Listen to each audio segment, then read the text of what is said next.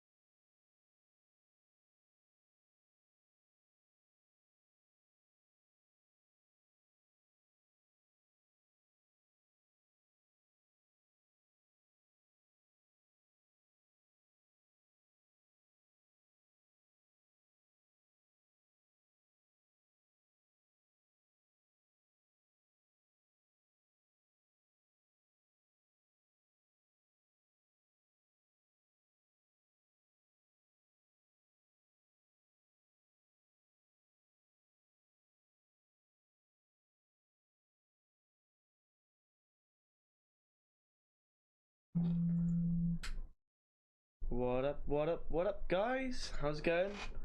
It's me and Martin again, back on the Pigeon Perspective. This week we've got lots and lots of different topics to talk about. Episode 3 this week. Who would have thought we would have made it this far? So here we are, guys. Martin, introduce yourself. Yo, what up? How we all doing, guys? How we all doing? It's nice to be able to have a bit of break from gaming sometimes. Yeah. You know what I mean? I think you've been slaving away this week, haven't you? So it's been amazing though. It's been amazing. I think I've had some points with Jurassic World where it's just been like overbearing. Yeah. But then I've had other points with it where it's just absolutely phenomenal. So like I said, I took a break with Crew 2, which we will be talking about and things today as well. But I love that podcast, that stream. Yeah, really I got straight back onto Jurassic World on Friday. Just through the fact that the DLC was out and I wanted the Indoraptor because I went and watched a film. Yeah, it was just like, cool, I'm in. Got to be done. Absolutely love it. Love it. So, what we're gonna do first off, then, is welcome, guys. Hi. Well, welcome. I'm always really disorientated when I first start the stream because I've been playing football and you know, if we had like an hour to talk beforehand and things like that to be able to get back onto what we was doing, it'd be good. But kind of not. Just rock up, I think, press buttons and go. I think you should be on mouse duty considering. Do you want me to? So you tell me. First thing is games that are coming out on the PlayStation. I think they are actually out now when it came to Wednesday, which is for £16, and there are some that are lower. If you scroll down, hella games. Yeah, so there's your list of games. Yeah, so you've got. To be fair, I think the list of games that I was looking at on the store itself, I'm not going to sit here and go, oh yeah, it's an amazing list of games that is there. But it's not an amazing list, but it's not a bad list, is it? Look at some of the titles you got there. Watch Dogs, For me, I loved that game. Spent a lot of time playing that. Drive Club, I quite enjoyed that, but it's not as good as The Crew, which obviously you're on now, or The Crew 2. Oh yeah. UFC 2. That's only just been like sort of pushed aside for UFC 3, so that's still like it's still a good game. It's not. Oh no, don't get me wrong. I think Need for Speed Rivals, really good game. The Last of Us Remastered. Yes. If any of you are looking forward to The Last of Us 2, it is a perfect game to be able to jump on it now. By the time you've played through it, number 2 will be out. And there is going to be something on The Last of Us later on that we're going to be talking about. Yes. Infamous Second Son. Now, I preferred the first game than Second Son, but still, yes, okay, it's a game for 15-16 quid, which is still a good. To me, I'd say it's dirt cheap. You look at the games that you buy, it's sort of brand new. They are like what 40, 50, 60 quid, but second hand is still looking like £30. Like a good but then game. Most of these games have been out for over a year, maybe a little bit longer. Maybe a lot longer, I know a little bit. You've got Rayman Legends down there. Now, if you are a trophy hoard and you actually like trophy games hunting, and things, don't get Rayman Legends. There is no way you're going to get a platinum. I've still got Rayman Legends, as you can see, it's up there. And to be able to get the platinum, I now need to play online. And you have to play the daily events, right? And there's one daily event and there's one weekly event. Right. Now you have to basically get platinum in those events, and you get a score. Right. And you have to build up your awesomeness score to a specific level. And the only way you can do it is you have to complete everything 100% throughout the game, which is fine. Yeah. But as soon as you get to online stuff, you have to do this. And the minimum time it takes, if you can do it every single day, and you get platinum in the top 10 in the world every single day, it will take you a month minimum. See, and that's hardcore, like on it as well. Like, and for a casual game like Rayman, it took me probably about 3-4 weeks anyway to be able to complete the main game. And then I didn't want to sit there. And it's not like you literally run through the game and you're like, oh yeah, I've got a platinum and it takes 2 minutes. It is one of those where some of them are time trials, some of them are where you have to go through level, and it's getting as far as you possibly can without dying. So some events you'll be really good at, and some events you won't necessarily be good at. So you end up getting golds, which is, I think it's 20, platinums are 50, and then you get a silver, which is 10, then you get a bronze, which is like 2 or something. Christ. And you think of that, a platinum is 50, bronze is 2, and how much more time you would have to take if you got a bronze on just that one day. It is ridiculous, but I must admit it is very rewarding. I still haven't platinumed it. No. It's something I really want to be able to do, but I don't want to sit for 3 hours every day playing Rayman. Just on to that. Get a platinum. So I've kind of seen that as long as the servers are still up, I will keep playing. And if they're selling the game now, the servers are still up. So the way I'm looking at it is, if the game has dropped off, I have jumped on and it is dropped off a lot.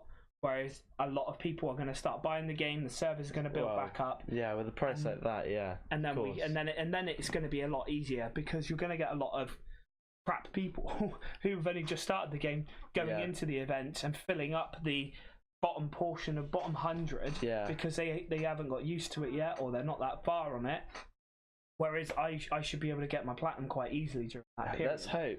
So any of you guys that have got the game and are looking for the platinum on it, perfect time is to go on it like now, for maybe the next couple of weeks to be able to try and platinum it. Any of these, any of the other games have you played? I played Middle Earth: Shadow of Mordor, which I thought was really, really good anyway. Mortal Kombat X, I thought it was wicked. Good storyline on it. I'm interested in Street Fighter. To be fair, I think there is a couple of games on there that I haven't played, like Yakuza 0. I didn't actually get around to playing it. Ratchet and Clank, again, for you trophy hoards and everything out there. Just to put it out there, I like trophies. I like getting my platinums. I think I've got over 70 My own personal... I don't think I even have one. On my own personal file. I'm not a trophy hunter. Personally, I think Ratchet and Clank. I've got a friend who played through it, and then you have to go back and play through it again, and you basically have to make every enemy dance, like do a boogie thing, right? Which is really cool. So you basically got to make them dance and then kill them. So it is like a casual playthrough again, and everything else. So it is one of those games which you can hammer through and then clean up afterwards. Which is really, really good for trophy hunters. Killzone Shadowfall. I'm pretty sure that was out when the console was first released. Yes, that was one of the first games ever to come to PS4. See, sure. I would like to see how much that is, because I think 16 quid is too much for that game. Well, how long's PS4 been around now? 8 years? Easily, yeah, I'd say. I'm pretty sure it's I think it's 8. Yeah. But yeah, Need for Speed Rivals. I think always big kind of games. It is really good. Like you were saying about Watch Dog, it is a good game. Oh yeah. So it's worth the money if you haven't played these kinds of titles. It is definitely worth the money. Assassin's Creed Black Flag, it is my favorite of the series. I wouldn't say it's my favorite, but I do love. Who doesn't like the Assassin's Creed games? Like, they are always on point every time they bring out one, until obviously the next one comes to you and that one that I just played wasn't really that good compared to this one. They always outdo themselves, I think.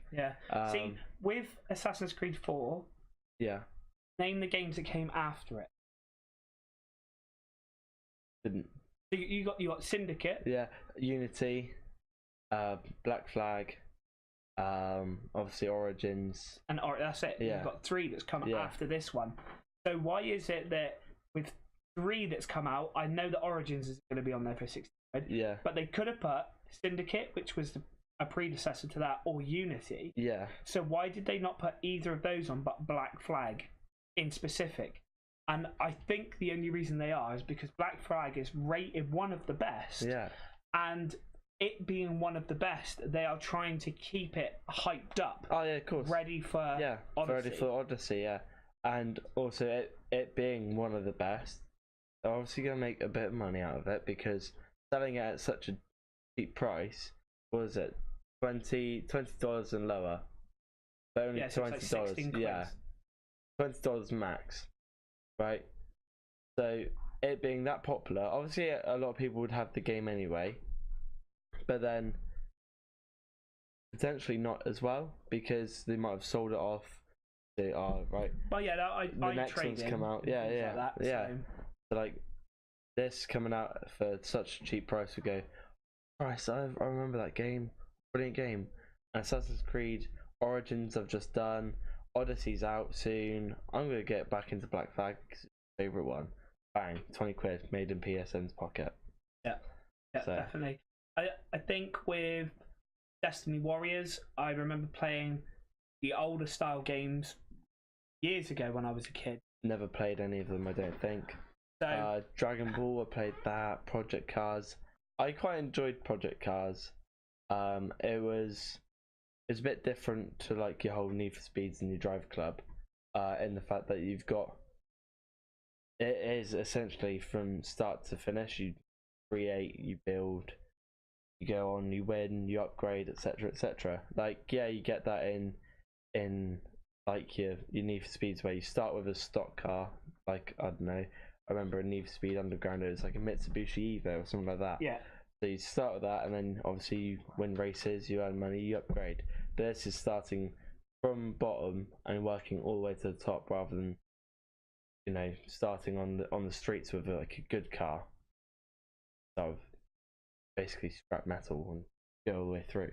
Yeah, see, I think that are quite, I'd say 2/3 of those games are very worth being able to buy. Yeah. There are games on there like Batman Arkham Knight, which I would suggest not to. Because I would know that if you went to, I'm not sure if we're allowed to actually say different stores where you're allowed to buy these things. Let's say trade-in stores. If you went into stores where you can buy cheap games, It's not even trading stores either. I think you could probably buy Batman Arkham Knight for £10 brand new online. Online as well. I reckon you need to do your research on what games are there and what games you could buy online. And what prices they come up at the moment. See if you're being mugged off from PlayStation or if you've actually got a really good deal. Because you like the newish games like your UFC 2, obviously been around for a little while, but still going to be at a good price in supermarkets and things. If you see it, still there. Don't know why it would still be there, but let's say it is still there. I'd say you'd be paying a good £25 for the UFC 2 still. So £16, ideal. Save yourself nearly a tenner. Yeah. I think PlayStation are trying to push this out. I think with PlayStation at the moment, it feels like you're being given this kind of content, and I'm not 100% sure why they're trying to give us this content. Yeah. And I feel that they're starting to move away from this PlayStation Plus freeness stuff, because they've wanted you for ages to sign up to PlayStation Plus so that you get these free games and it gives them money in their pocket. Yeah. Whereas now, PlayStation Plus is mandatory to play as multiplayer online again. Yeah. So it's now a case of, it feels like they're just weaning off this is what you get extra a month. Yeah. Discount wise, because there's nothing to stop them from going, okay, these games are on deal, but if you have PlayStation Plus, you get £2 knocked off of every single title. Yeah. That would be amazing. But it just feels like I'm paying a subscription to there now just to be able to play online. I didn't even pay it. I've not got the PlayStation Plus yet. I've not even got it, and I still play the likes of Fortnite online. Pretty sure I played FIFA online as well.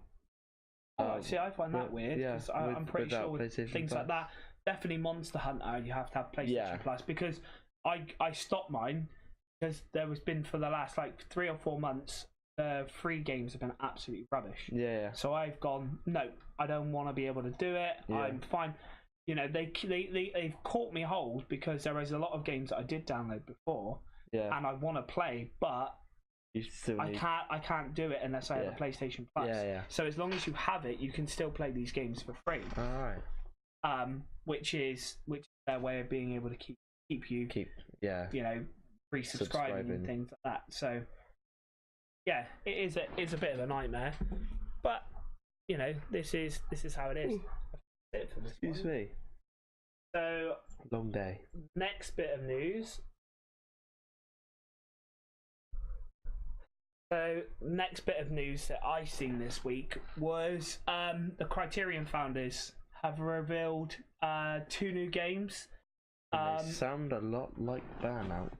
Well, they do. This is what they was doing anyway, because Criterion was the ones that invented Burnout, and they went down that kind of route with it. So I am very, very, very disappointed at the fact that EA has not released another Burnout. They just remastered Burnout Paradise. Yeah, that was one hell of a game as well. In its heyday, I loved it. You know, spoiler alert, that was my first ever platinum. Was it? Yeah. No way. Again, my friend Skinny Bean and me used to play it online.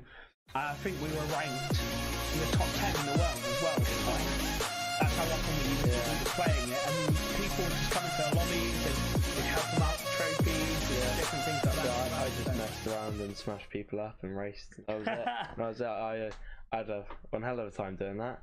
See, I think with Burnout, got someone join the flock. What? Someone joined the flock. Oh, hello.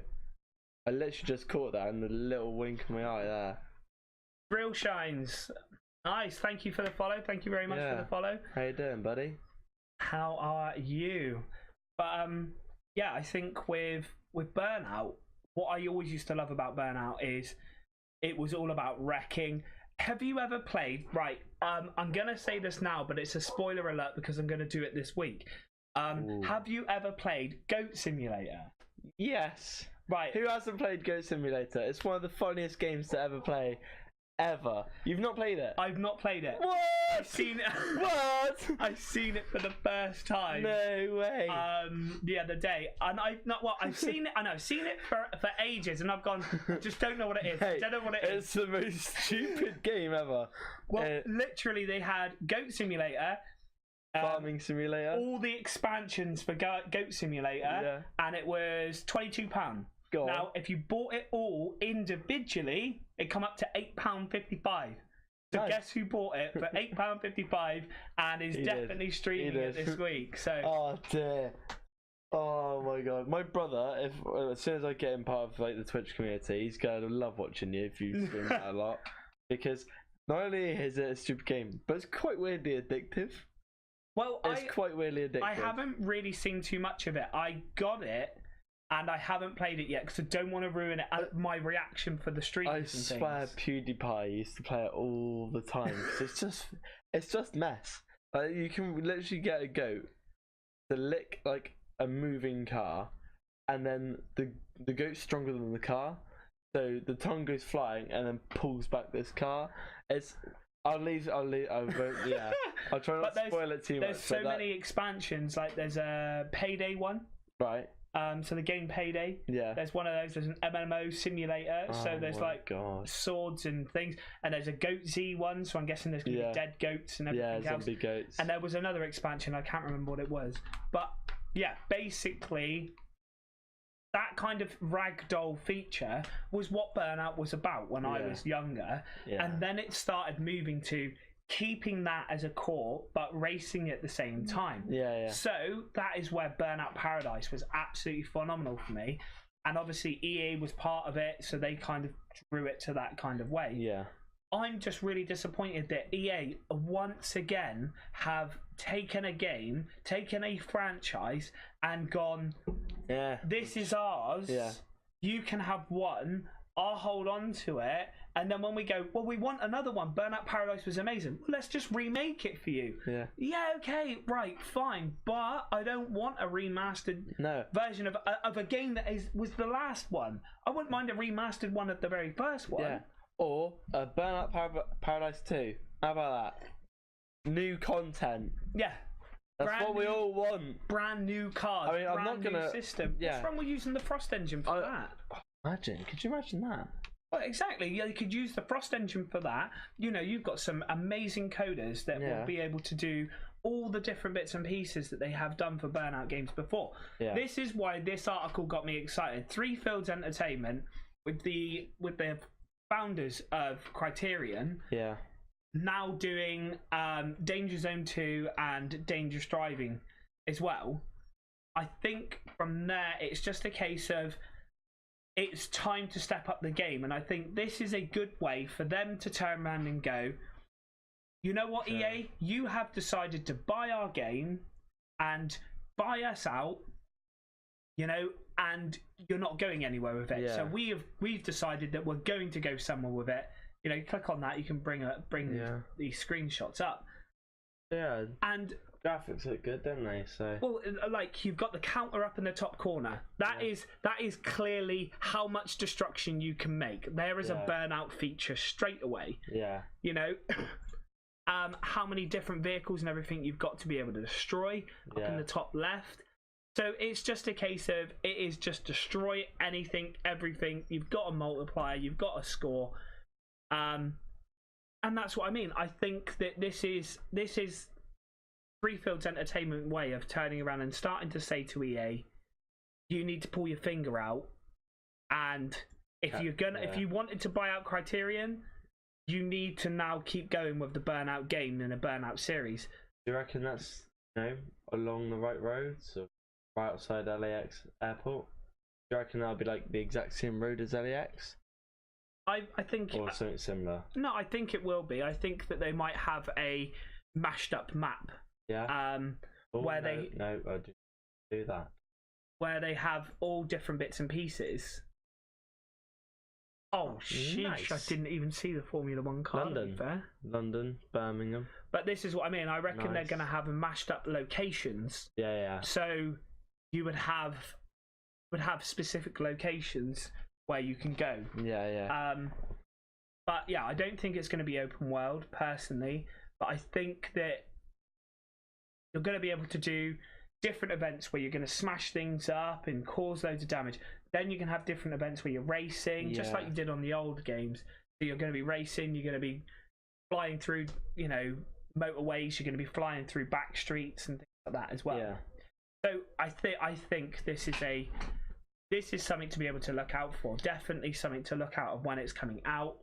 I've not heard any other articles saying about it anywhere else or anything like that. It's just this one that's turned around and said about it. I've seen other articles saying, but this is nothing different to what this one's saying basically. But I don't know when it's coming out. But it's definitely something to look out for. I'd say if you like Burnout, Danger Zone 2 is definitely something you want to be looking out for. Yeah, definitely. What's next one?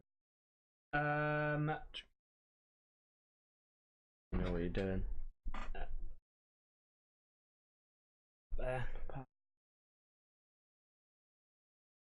So, Assassin's Creed Odyssey. So, obviously, you was excited about this the other week. Yeah, I'm looking forward to it. It's something I never really saw Assassin's Creed doing until last year when they brought out Origins. As they brought out Origins with like the whole Egyptian thing, you can go, alright, so now they can do Spartan things, do sort of like we said in last week's podcast, them doing sort of like a Shakespeare type thing. Well, the thing is, for me, it kicked in when was it Merlin? They done Merlin theme. Yeah, Merlin theme. We were saying. Yeah.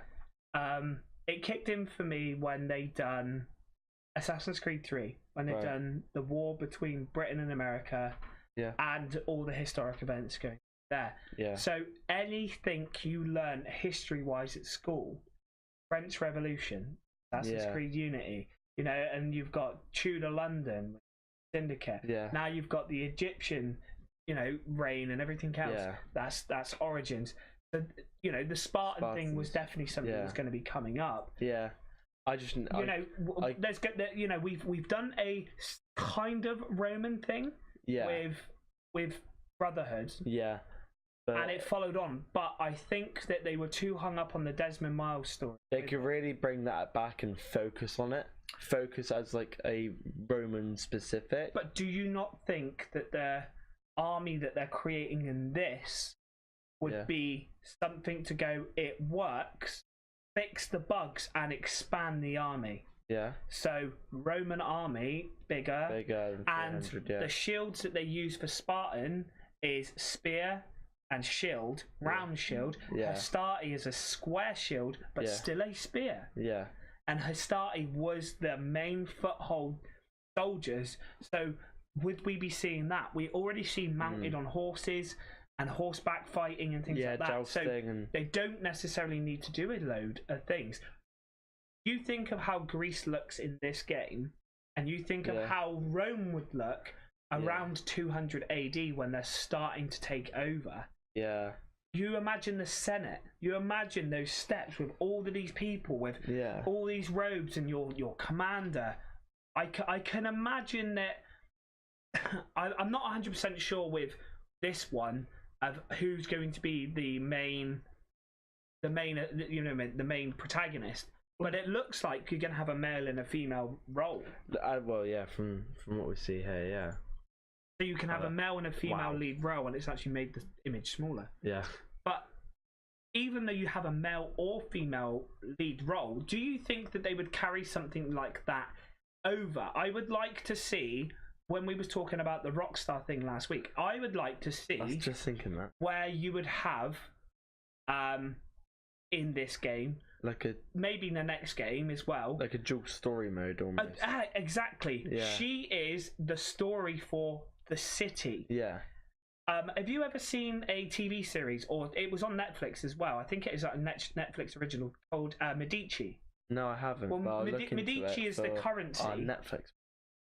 Medici is the currency that they use in Italy anyway. Right. And it's just about a family in Florence. Yeah. That this guy started running a bank and everything else. And they basically focused so much on Florence and wanting to make Florence one of the best, cities and one of the best settles to be able to be in Italy. Yeah. So with that, I would see the female story being more of a diplomatic story. Yeah.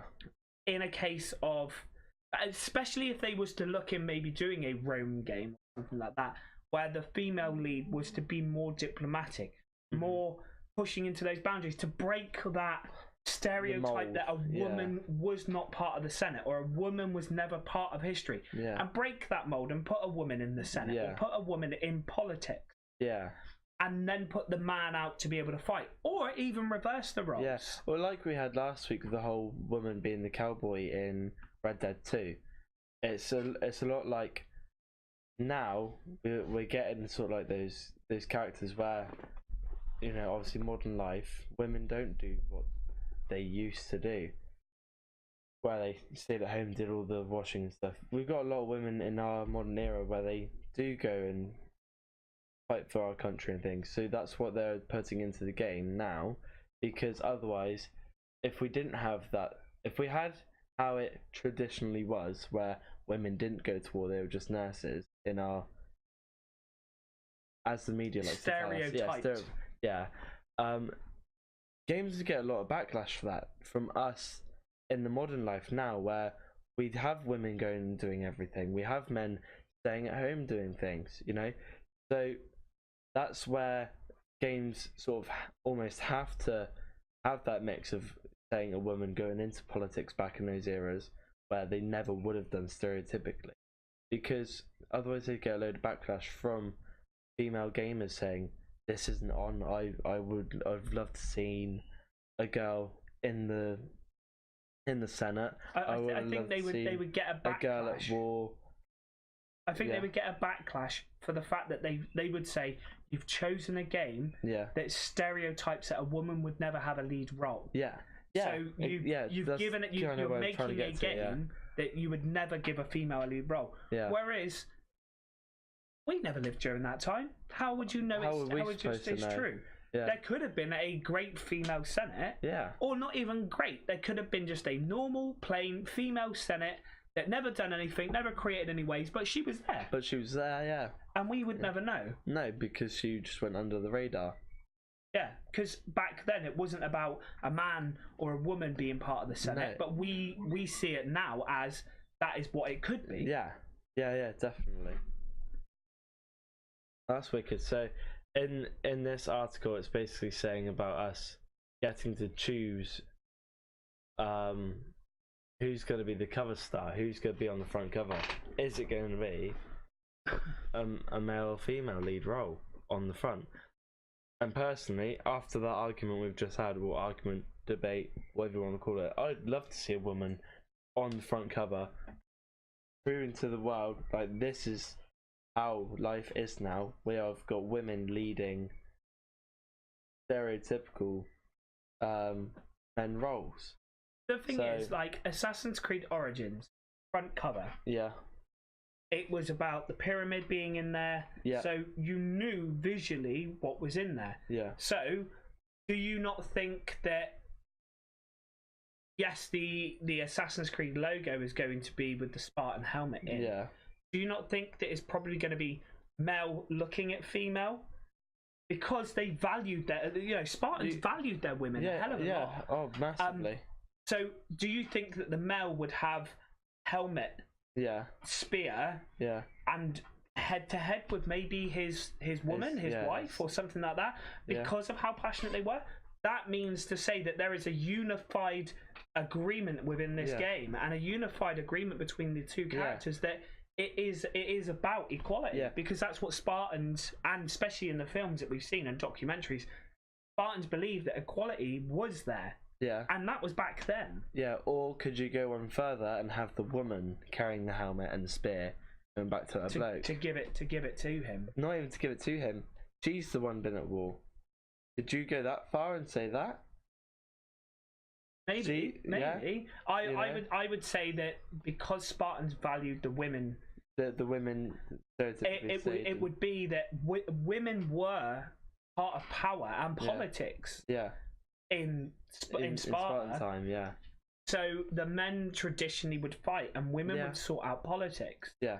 So well, yeah, but maybe that sort of element in the game of where women are allowed to go for, maybe that would make a sort of groundbreaking cover. I don't know. It's just. But then they've started doing this since Syndicate, haven't they? Because they had Evie Fryer, who would do the same as what Jacob would do. Jacob would do gangs and more brawling stuff, whereas she was more stealthy and kind of that kind of way. Origins haven't really introduced anything like that with another female. No, and I don't think they've got much of a backlash with it either. There's not a lot you really can do with that though, because obviously in the Egyptian era you've mainly just got gods, haven't you? So it's there's a lot of deities when it comes to the Egyptian era. It's hard to do any sort of Egyptian goddess kind of stuff when you haven't got it. Whereas Spartans, like we said, you've got the women and the men being so passionate.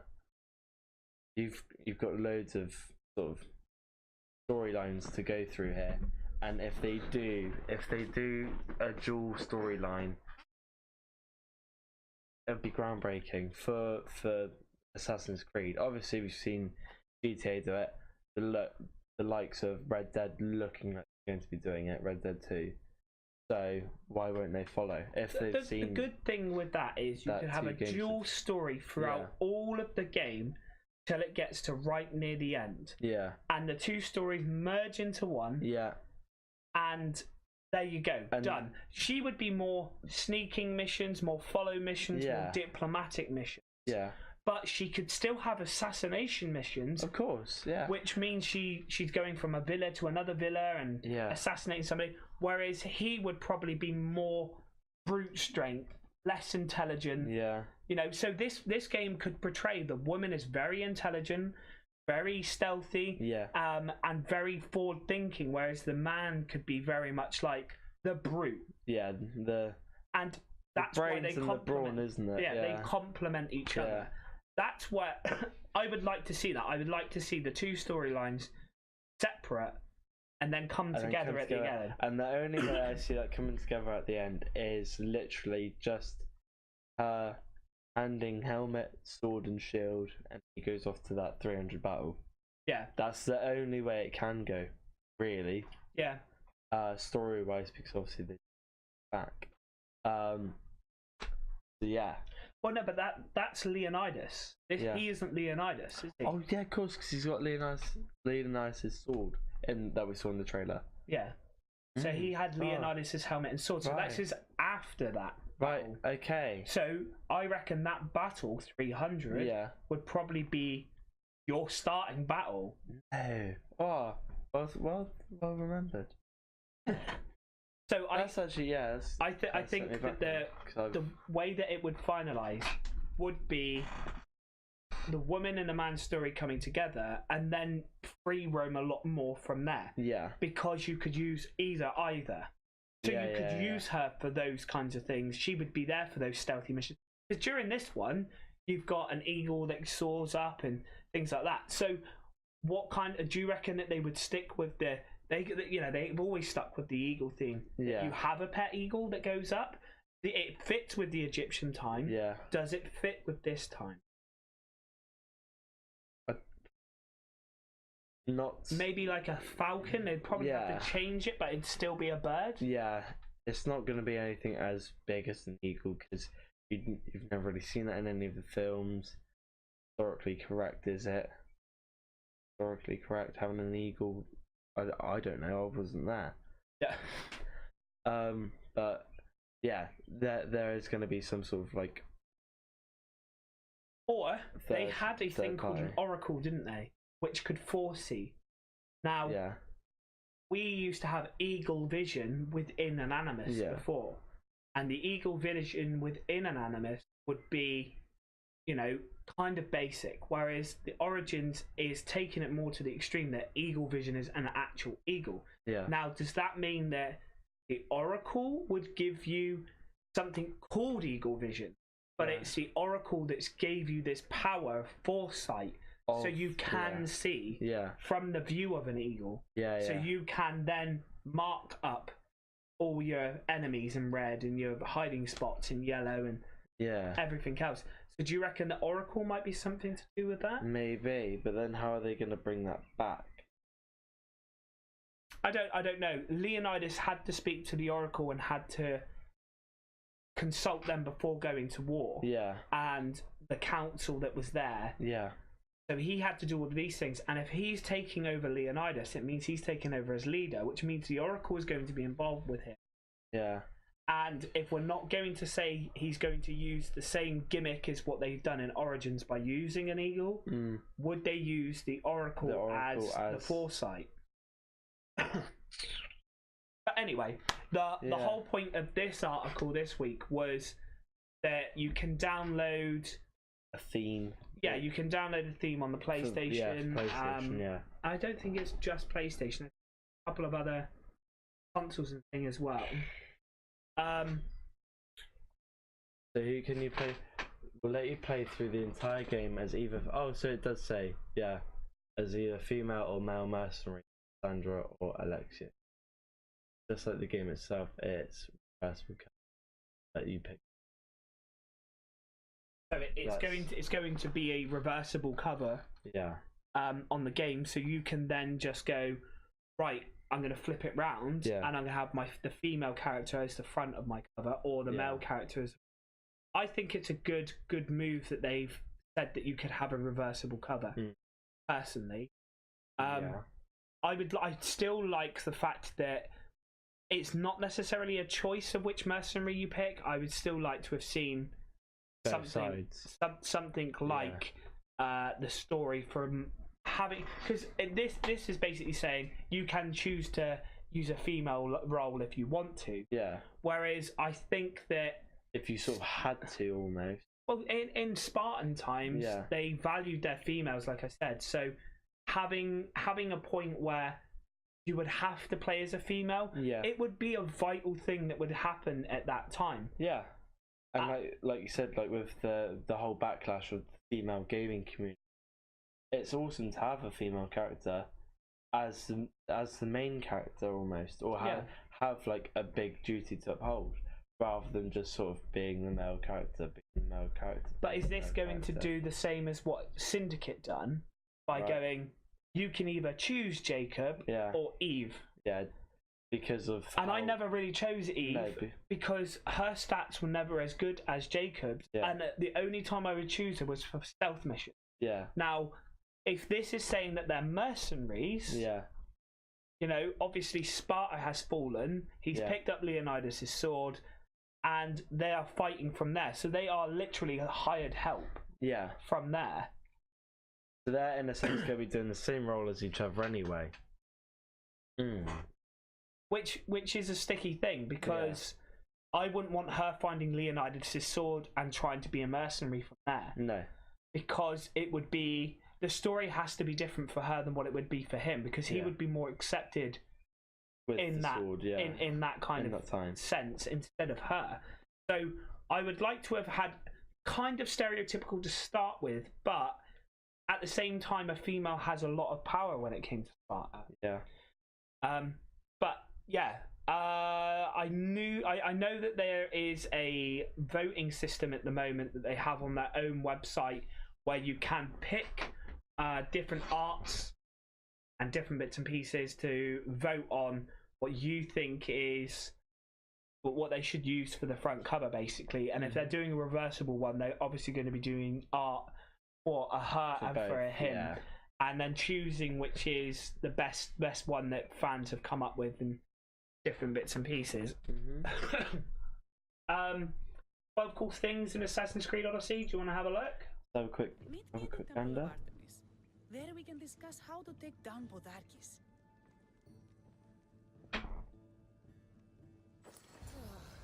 This is going to be a long rebellion. Assassin's Creed Odyssey has been officially unveiled at E3, and while the title might seem to suggest you'll be running around trying to stop a wedding by finding new and creative ways to use your hat, it's actually set in ancient Greece. And it looks pretty neat. There are lots of cool details to be found in the next Assassin's Creed game, in fact, so I thought we'd just pile straight in and look at 12 of them. Shall we? First things first, as always with Assassin's Creed, the historical setting is pretty cool. Set hundreds of years before Assassin's Creed Origins, Odyssey sees you play as a descendant of Leonidas, the world-famous shouty, kicky Spartan man, with the game itself taking place around 50 years after the famous Battle of Thermopylae. The game's backdrop is that Sparta and Athens are at war, and, with battles raging between the two sides, it's down to you to kill the usual slew of bad guys and, ultimately, decide which way the balance of war is going to tip. Now, if that's not a good setting for an Assassin's Creed game, I don't know what is. Apart from all the previous ones, I mean. To be honest, the historical settings have all been pretty cool so far. Second, and leading straight on from the historical setting, is that it looks really nice. Odyssey, as I'm sure you can see for yourself from this footage, is attempting much the same trick as Origins did, which is to say taking a scorching hot environment and breaking it up liberally with slashes of colour and crowds of people. The towns look varied, vibrant and interesting, with some period-specific buildings that not only look nice, but really let you know you're in ancient Greece. Assassin's Creed has always been good at recreating the aesthetics of its chosen time periods, of course, but it's still worth noting that the Greek armour, weapons... Okay, I'm going to stop it because... I was falling asleep listening to his voice. I think with what they're going through and the angle that they're taking is it's going to feel very, very much like Origin. Yeah, but cross syndicate. Yeah, just put it in Greece and you got your game basically. Yeah, that's what he's saying. I'm hoping it's not as lazy as what it's seeming at the moment. Yeah, because it seems to me they've gone, oh, I got a good idea. Origins is really good. Yeah, Black Flag's really good. Syndicate had a female character. Why don't we mash them all up and go? You can have kind of sea stuff. You can have everything. Take this. Yeah. So I've been looking forward to it, but at the moment I'm kind of a bit like I'm skeptical now. Yeah. But I'm still looking forward to it, very much so. But I've got a lot of things to be excited for this. Game wise. I've got a lot of things to be excited for. Got a lot of things. Yeah, okay, so here is the download and everything. So this is what the download image looks like. So I think that's really good. I think it's a nice. It's a nice. It's nice. It's nice. It's nice. I wouldn't say it's something that would overtake nice, the one that I have. Necessary. That was hard. Nice, but not necessary. Can't say it with a method though. But yeah, I think with that it is nice, but it's not something that I'm going, oh, I'm getting really excited about the game. Definitely go download that. I would like to have seen a dynamic theme of like a small battle or something like that, maybe. Or at least the kick. But then I think with just a theme, it's not something necessarily we want at the moment. Why would you want the theme before the game? By the time the game comes, the theme's going to be boring to you by then, maybe. I don't know. I had the same theme that I've had for probably about 2 years. I've had the same theme since I turned my PlayStation because no other theme out there is good enough to be able to overtake it. Mine plays a bit of music. Mine's not hugely dynamic in the background, but I'm a huge Final Fantasy fan. So Final Fantasy VII, with one of my favourite pieces of music in piano form, boom, done. You can't beat it. And the only time that something would beat it is if it was something I was hugely excited about, or I don't know.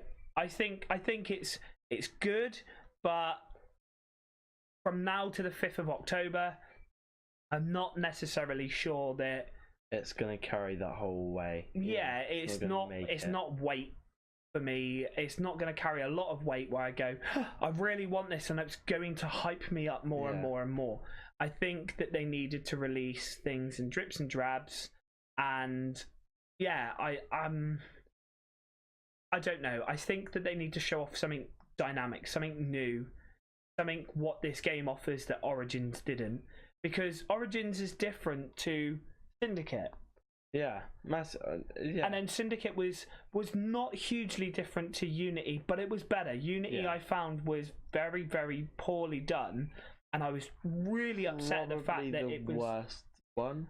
I would say so. Yeah. And I was very disappointed at the fact that it was a French Revolution, which I've been crying for ages. This is something I wanted to be able to see. And it didn't live up to your hype. No, nowhere close. And I was very, very disappointed with it. I platinumed the game as quickly as I possibly can and sold the game on. I think after that it kind of threw me off, because Syndicate I bought but didn't buy the collector's edition, because Unity I bought the collector's edition. I bought all the collector's editions beforehand. And then Origins I didn't buy the collector's editions, and I really enjoyed it. And I haven't played a huge amount of it. I played a couple of days, maybe a bit more, and I went, I'm really enjoying it.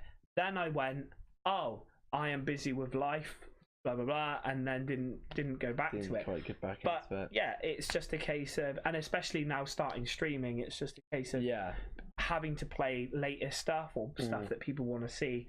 So it's not like people want to go, oh yeah, start Origins from the start or continue on from where you are. Yeah. Monster Hunter's quite big. They keep releasing new stuff and everything else at the moment. Well, yeah, I've only done my one episode so far, haven't I? So yeah, I need to come back and do some more on that, or go on the crew. Well, there is a bit of news for that. Yeah. I don't actually have it up, but I know I seen it the other day where Monster Hunter World and Final Fantasy 15 are collaborating again.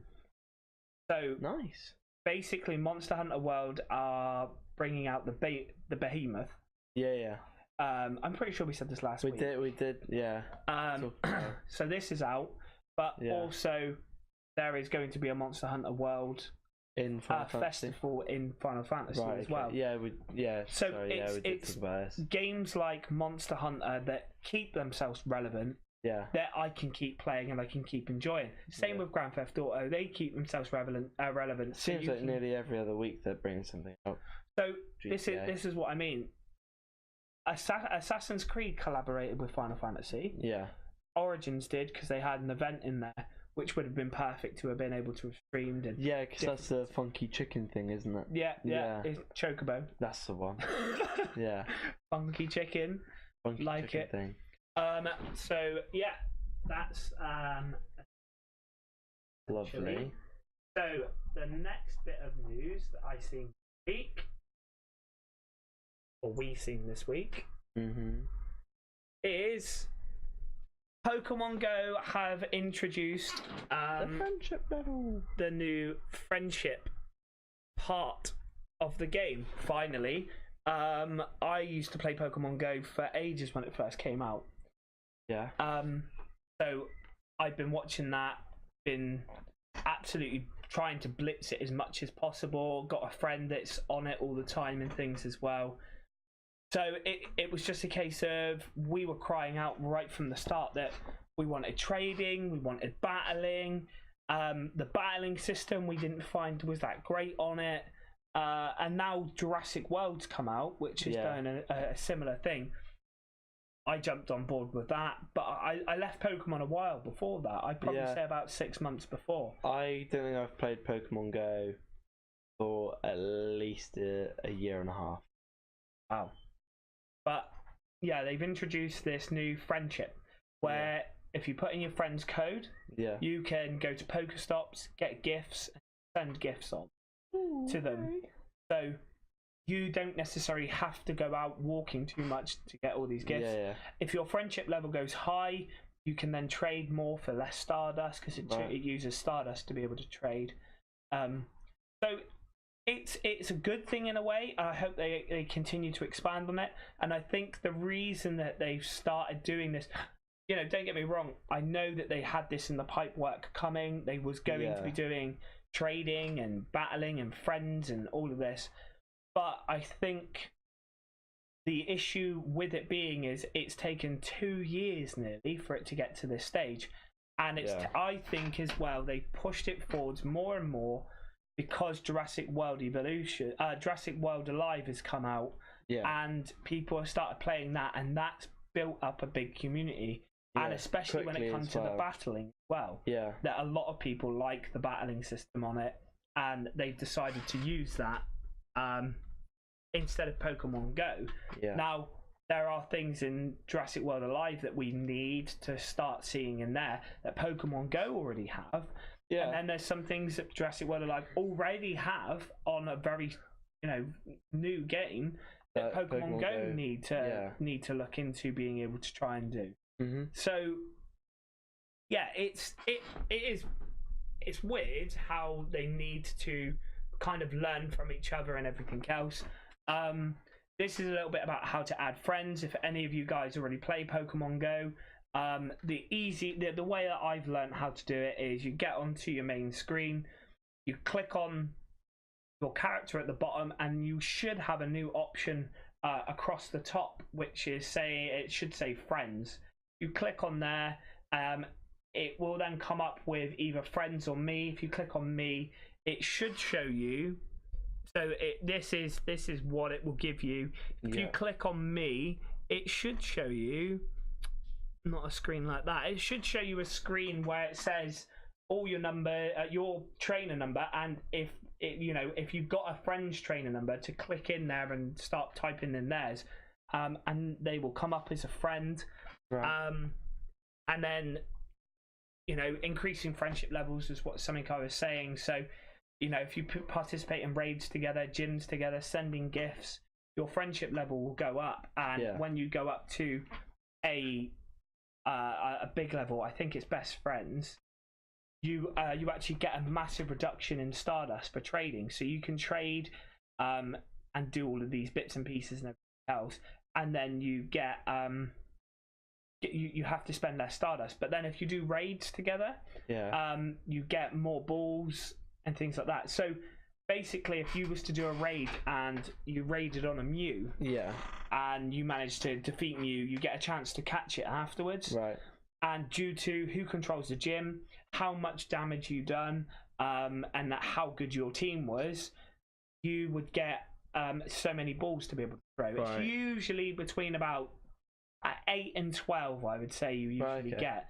So to have an extra 4 balls for it, if you're best friends with somebody, that's good. If you have 2 or 3 friends, I don't know whether it stacks.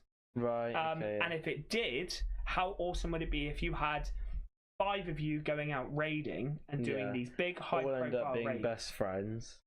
Yeah, if you was all under best friends, you think about that. You're getting 10 balls, 20 balls each, nearly extra, for just having friends there instead of all of the bits and pieces. So this person that you've raided and you're trying to catch, it's going to make it easier. But then does that make it too easy? Because people in the community, especially around here, a lot of people know a lot of people. Now, if I went to raid with somebody, or I went to a raid, there would always be people that I knew there. And I would probably be on ultimate friend level at a minimum, because there would be so many so many days that you would send gifts and everything else. So what's that number of days to unlock? So 30 days it takes to be ultra friend. So 30 days of sending a gift once every day, or doing a battle or a raid every day. It's a month. It's 1 month, and you're looking at 2 balls. If you're constantly playing the game like you are now, 90 days is something people would get. Comes easily once you're in the role of things, doesn't it? So especially if it's something you're doing on a regular basis and with those friends and everything. So What else do you need to know about the friends feature? You can only have 200 people on your friends list at one time. But then you think about that, if you had 200 people on your friends list and you were sending out gifts every day, and they send out gifts to you every day, as soon as you go to a raid, if there's 10 people in a raid, you're looking at those 10 people being part of your group. And then it doesn't matter what 10 people there are, because you would always go to raids with people you probably know. Wow. There's an easy copy and paste for being able to share your code and things like that. Oh, right, yeah. You can click share your code, and that will go straight onto social media and things like that. Right, yeah, so yeah. you can put those bits and pieces.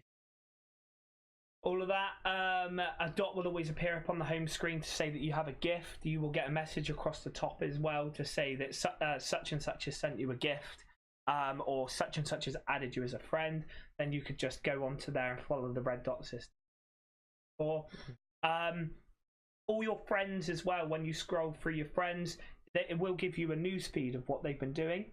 So it will tell you what's the last thing they've caught or things like this as well. So it will update you on what's going on. The only thing I would say is that there's no leaderboard between friends, which is unfortunate, because it would be nice to see who has a specific leaderboard in certain areas, and then on a day-to-day basis, or something like that. There is currently no opt-out on the friends feed or anything like that, which is annoying if you have a lot of friends that are active, because it will come up with a red dot a lot. And different bits and pieces. With sending gifts as well, you can actually get eggs. So the best thing to do is, when you're sending gifts or anything like that, is don't worry about stops in getting eggs and stops. It's more that if you have a lot of friends, try and get eggs through them, because it's more likely to be the new gen Pokemon and things like that as well. The ML associated with best friends, the highest tier of friendship, 1 best friend is bronze, 2 is silver, and 3 is gold. I don't really know too much about the different systems yet, because it's 30 days for me getting it. So I'm not sure. Removing them, re-adding a friend will reinstate the friendship level and bonuses you have accumulated before. That's cool. It's quite good at the fact that if you've got somebody who plays it quite a lot now, and then they stopped playing it, and you went from ultra best friend down, and there was somebody else that was a ultra best friend, you could use them in there before, and it would reload up all their stuff. Or I don't know whether it would actually go down or anything like that, so I'm not 100% sure whether it can go backward. But yeah, I'm not sure. Changing your trainer's nickname after adding someone as a friend can affect the bonuses applied. So you can change your nickname anyway as a normal thing, but if you do change it, it will affect you and will affect all others as well. So lovely. Yes, Pokemon Go. Okay, so next that we have seen. Sorry, I keep saying I for some reason. Like you're not here. You did find this, to be fair. I'm too used to just doing stuff by myself. Solo. But yeah, Life is Strange 2 was something that was announced at E3. So this is going to be on its way out soon. But for now, they have made a prequel to number 2, which actually you can download tomorrow. If you are in the UK, it's 5 PM tomorrow, and download this. Or it's 6 PM Western time or 9 PM Pacific. So for all you American audiences that are watching this now, later on, this is released 9 o'clock tomorrow for you. Yeah. So I think that it's good that they've managed to do the prequel before they're releasing the game. Yeah. It's nice to see that they've done it. Like Lord of the Rings, for example. Yes, great film. There's so many series out there that are great series, but I don't like the fact that they do something like a good film and then go for a prequel. Why did they not start with The Hobbit and have more faith in their own franchise to go, actually, yes, The Lord of the Rings looks amazing, but why don't we start at the start? Yeah. Then you could say that about Star Wars, although I completely disagree with where I'm going with this. You've got your 4, 5, and 6 films, which are the first 3. Yep. The oldest 3. Yep. They're not necessarily the better content in some people's. Some people like the modern sort of Luke Skywalker and all that. But I disagree. I prefer the original 4, 5, and 6 with Princess Leia, whose character sadly passed away not too long ago. But yeah. Well, I don't know where I'm going with that, but that's a tangent. Sorry, I'm really tired. Because when I was saying about doing prequels, why do something first and then go back and redo the starts? In a sense, that's where I'm going with it. 4, 5, and 6, which is the first 3. Why was that? Why did they bring that out so soon, and then bring out 1, 2, and 3 as 4, 5, and 6? If I remember rightly, from what I learned years and years ago, it was brought out as 4, 5, and 6 because that was the main part of the story. Right. So 1, 2, and 3 was still a story. Yeah. But it wasn't the hype part of the story. That was the prequel. Yeah, you knew who Anakin was. Yeah. You knew what was going to happen and blah blah blah and everything else. Whereas starting from 4, it is just a case of there is a dark overlord, and you follow that through, and you find out that the protagonist is the son of the villain. Yeah. And it's just a case of that's where they wanted to go with it. I'm sure that the animation team that was doing it for George Lucas, somebody correct me if I'm wrong, but you're not going to correct me because I know I'm right. Steve Jobs actually worked on the first film. No way. The first one of the new 3, or the first originals. No so way. the first one he worked on, and he worked on them with a team, and John Lesnar was part of it. Right. People who out there who don't know who John Lesnar is, he is a now director of Disney. Yeah. Disney Animations, who I'm hoping there's a battle going on between them at the moment, who I'm hoping is going to get sacked. Don't like him.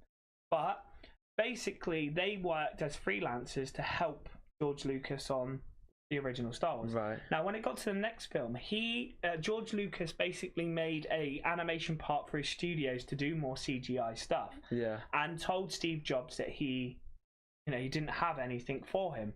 And told Steve Jobs, why doesn't he team up with John Lesnar? And they basically teamed up and started Pixar. Right. So that's where Pixar was born. Yeah. Because they moved all of their talents that they had into Pixar. Right. And then they basically sold that to Disney, and John Lesnar was on the board and everything else. Yeah. Because Steve Jobs went down the Apple route, and actually Steve Jobs kept hold of 51%. So he still owned the company. Yeah. And then Apple asked for him back because he founded Apple. Yeah. And then he lost his seat as a director, and he came back and then reinvented the iPhone. Yeah. Well, which was the iPod, I think. Remodeled it, didn't he? So he redone that, and anything with I in front of it is all Steve Jobs coding and work. So all those royalties go to his families and everything else. So even with that, it's a case of Steve Jobs never really sold out, and after he died, I think there was an agreement that the shares go to Lesnar, and he sold them to Disney so that Disney would own the company. Right. Okay. And ever since that, Pixar have done nothing. Pixar were the biggest animation firm out there to be feared by anybody. They made animations that nobody could touch. Toy Story, nobody could touch at the time. Monsters Inc. Nobody could touch at the time. Finding Nemo, nobody could touch. Yeah, one of the best ones. And then they come out with Inside Out. Now they're with Disney. Yeah. Inside Out. yes, it's the best piece of work they've released. You've got The Incredibles that are out very, very, very, very soon. Isn't that The Incredibles 2? Yeah, no, yeah. Sorry. So that's out very soon. Yeah. I think it is this week actually, although. Right. But yeah, so they've got that out. Mhm. It's just a case of now. Why do we need an Incredibles 2? Yeah. Why did we need a Cars 3? Why is it that you are pushing sequels through Pixar? It's fucking ridiculous. Especially when they Pixar don't work. are so fucking good. They shouldn't be doing sequels. Yeah. Like Finding Dory, didn't rate it. Cars 2, Cars 3. Yeah. Name me some good Disney films that have come out as a recent thing. I could name you a couple. Big Hero 6. Favorite.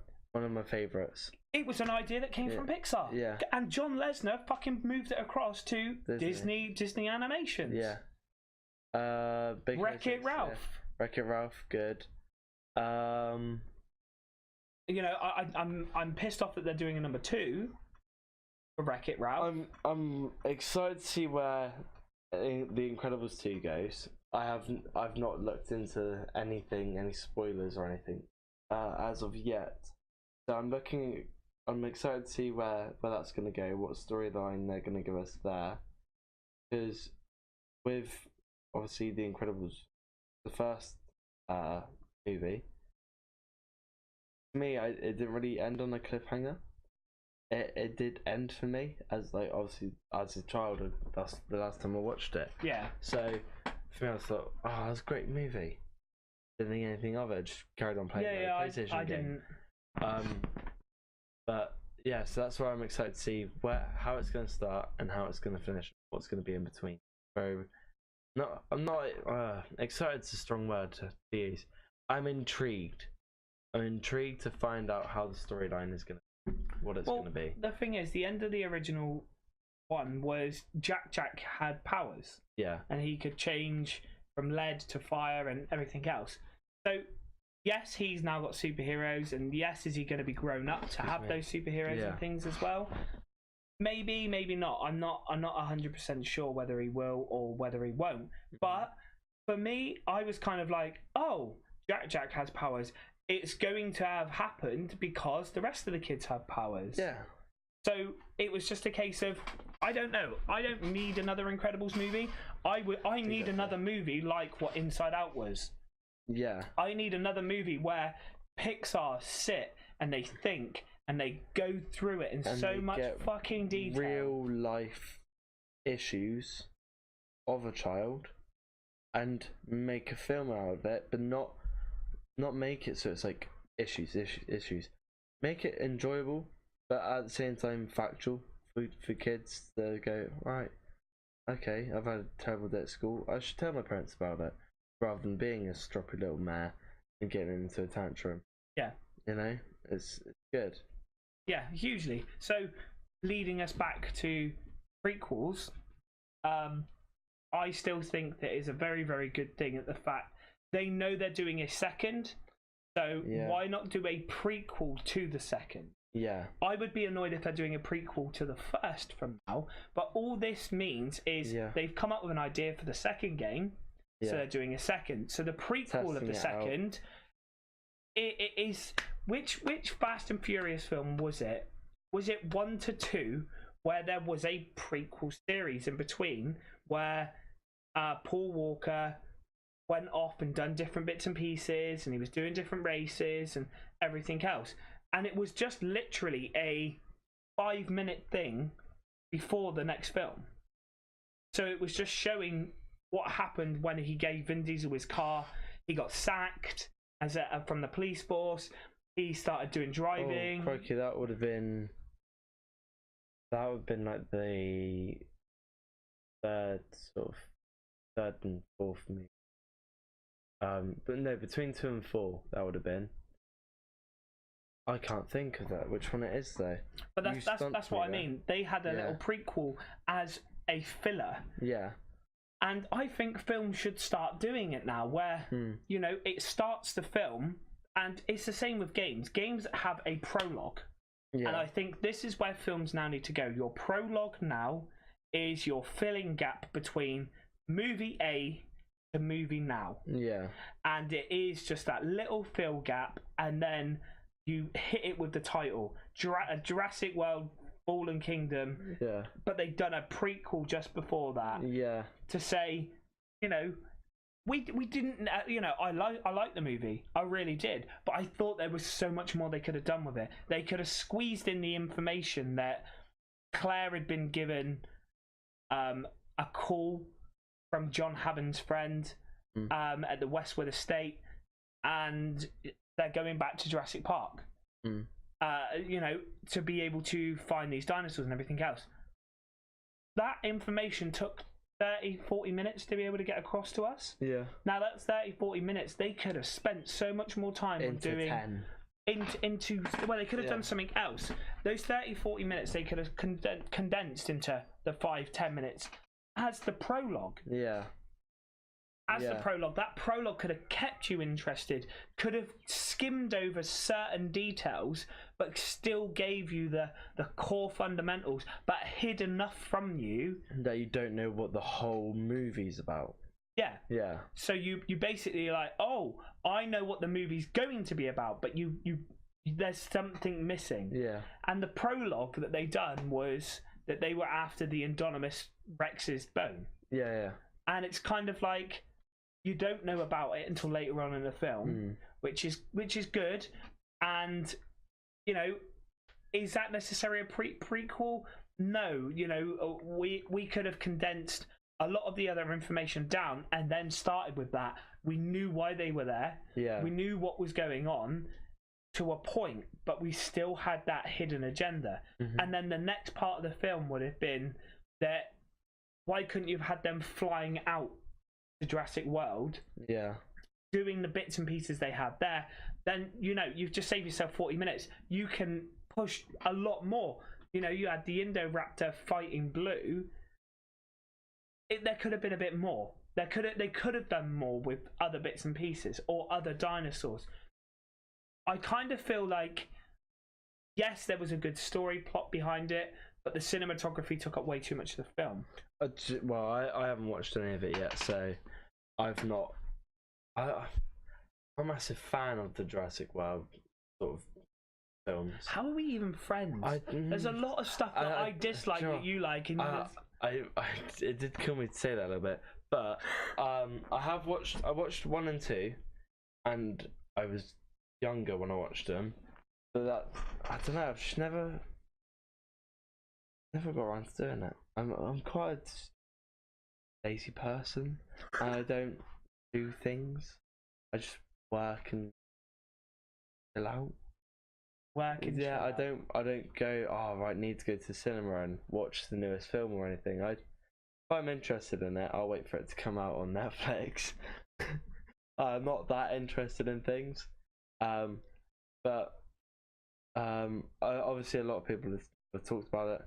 You've been on your streams with Jurassic World, so there's a lot of people that obviously they've got a big audience.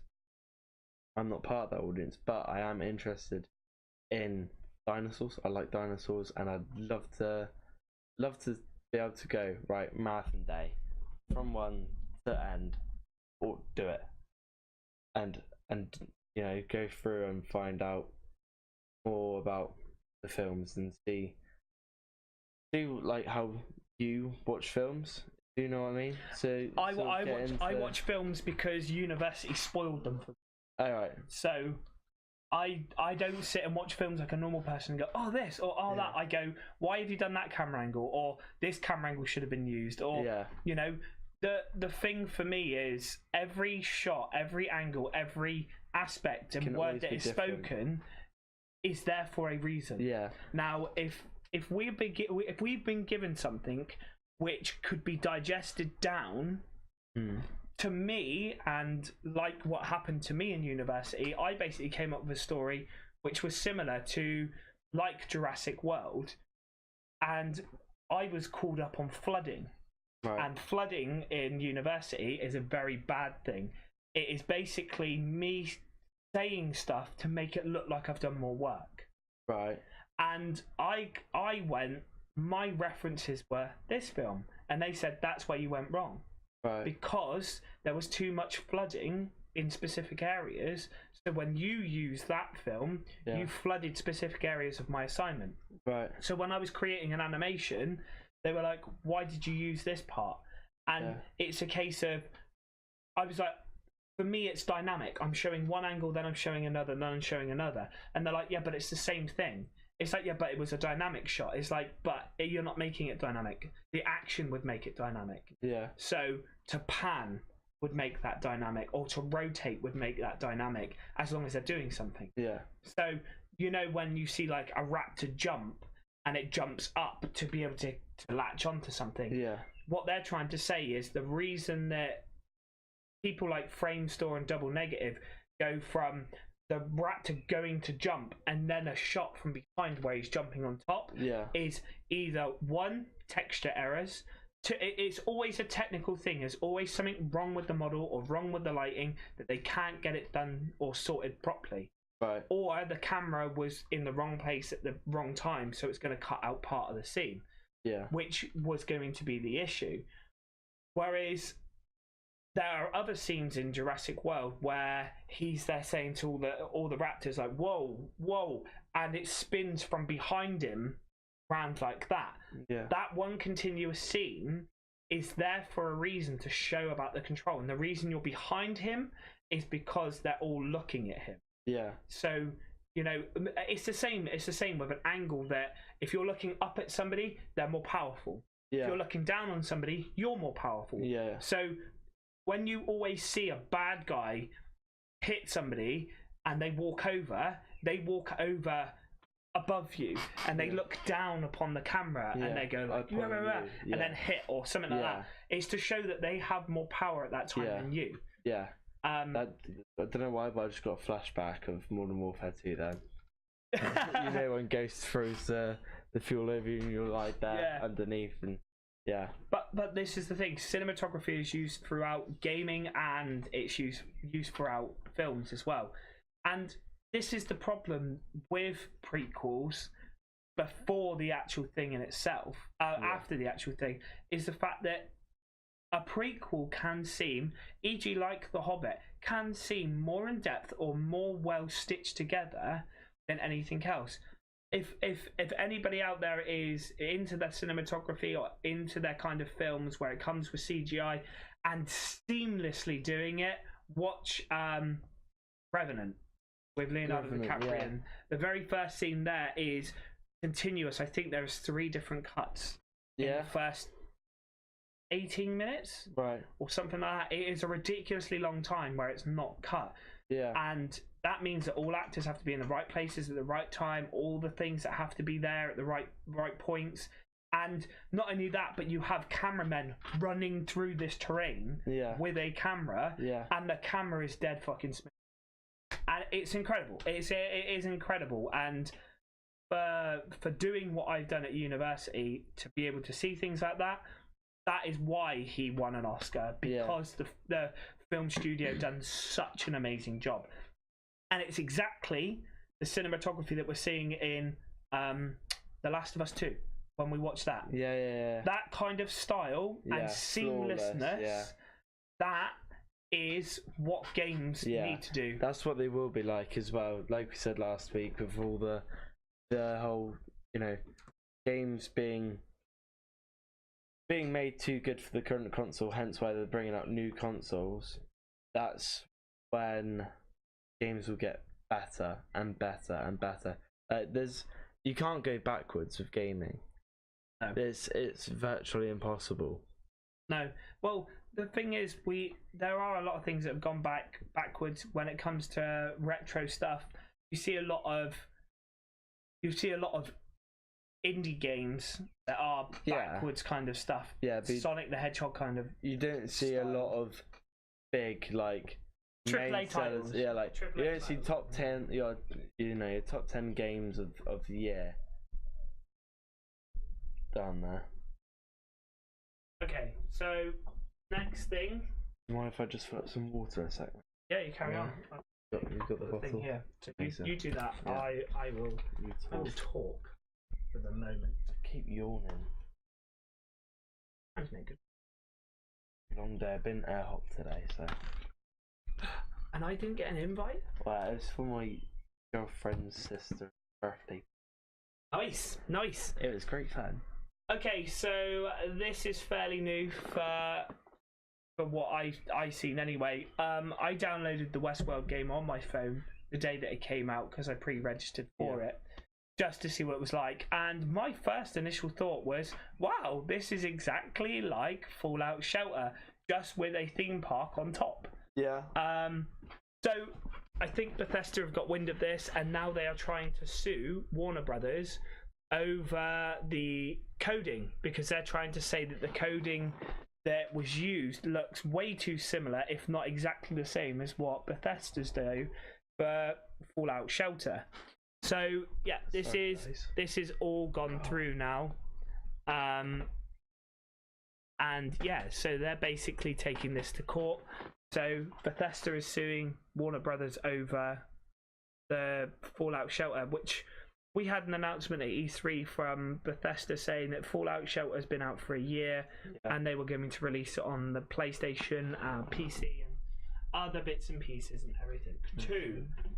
So I don't really have much to say on that. We'll just stream through the couple of bits that we have at the moment. Yeah. World of Warcraft are doing a free weekend. They have a new game that's coming out on the 8th of July, which is the Battle of Azeroth. So what they're trying to do, I think, what they normally do, is they usually give a free weekend away. If you are definitely interested in World of Warcraft and think, you like this kind of style of gaming, best thing to do is, if you haven't played it before, sign up, get your free weekend in. That is this weekend, basically. It's what, now or this weekend coming? No, it's this weekend that we're on now. So, right, so this is nearly over, actually. Yeah, until the 24th of June, you can log back in and play to your heart's content. You can get full access to the game and all the characters completely subscription free, because Blizzard is betting you'll be back for the long haul. Yeah, definitely, if it's something that you're interested in and something that you've liked before, it's a good way of being able to go, oh, I haven't played it for years and years and years, let's have a look to see what it's like. It's not overly different, but it's still something that might draw you back in. It could be a pay to play game that you're gonna have. Nice subscription. I think it's only £8 now for your subscription. I'm not 100% sure on what the subscription is. Is this how the graphics are, or is that just? No, that's not the graphics. I was gonna say. That's some bloody graphics. Cool. Fortnite. There you go, mate. Sorry, I'll mate. let you talk. Yeah. So, as you know, as some most know now, Fortnite have added a stink bomb. So, like your gas grenades in like your Modern Warfares and so on. I've played it since the update, and I've used the stink bomb. It's useless. It's shocking.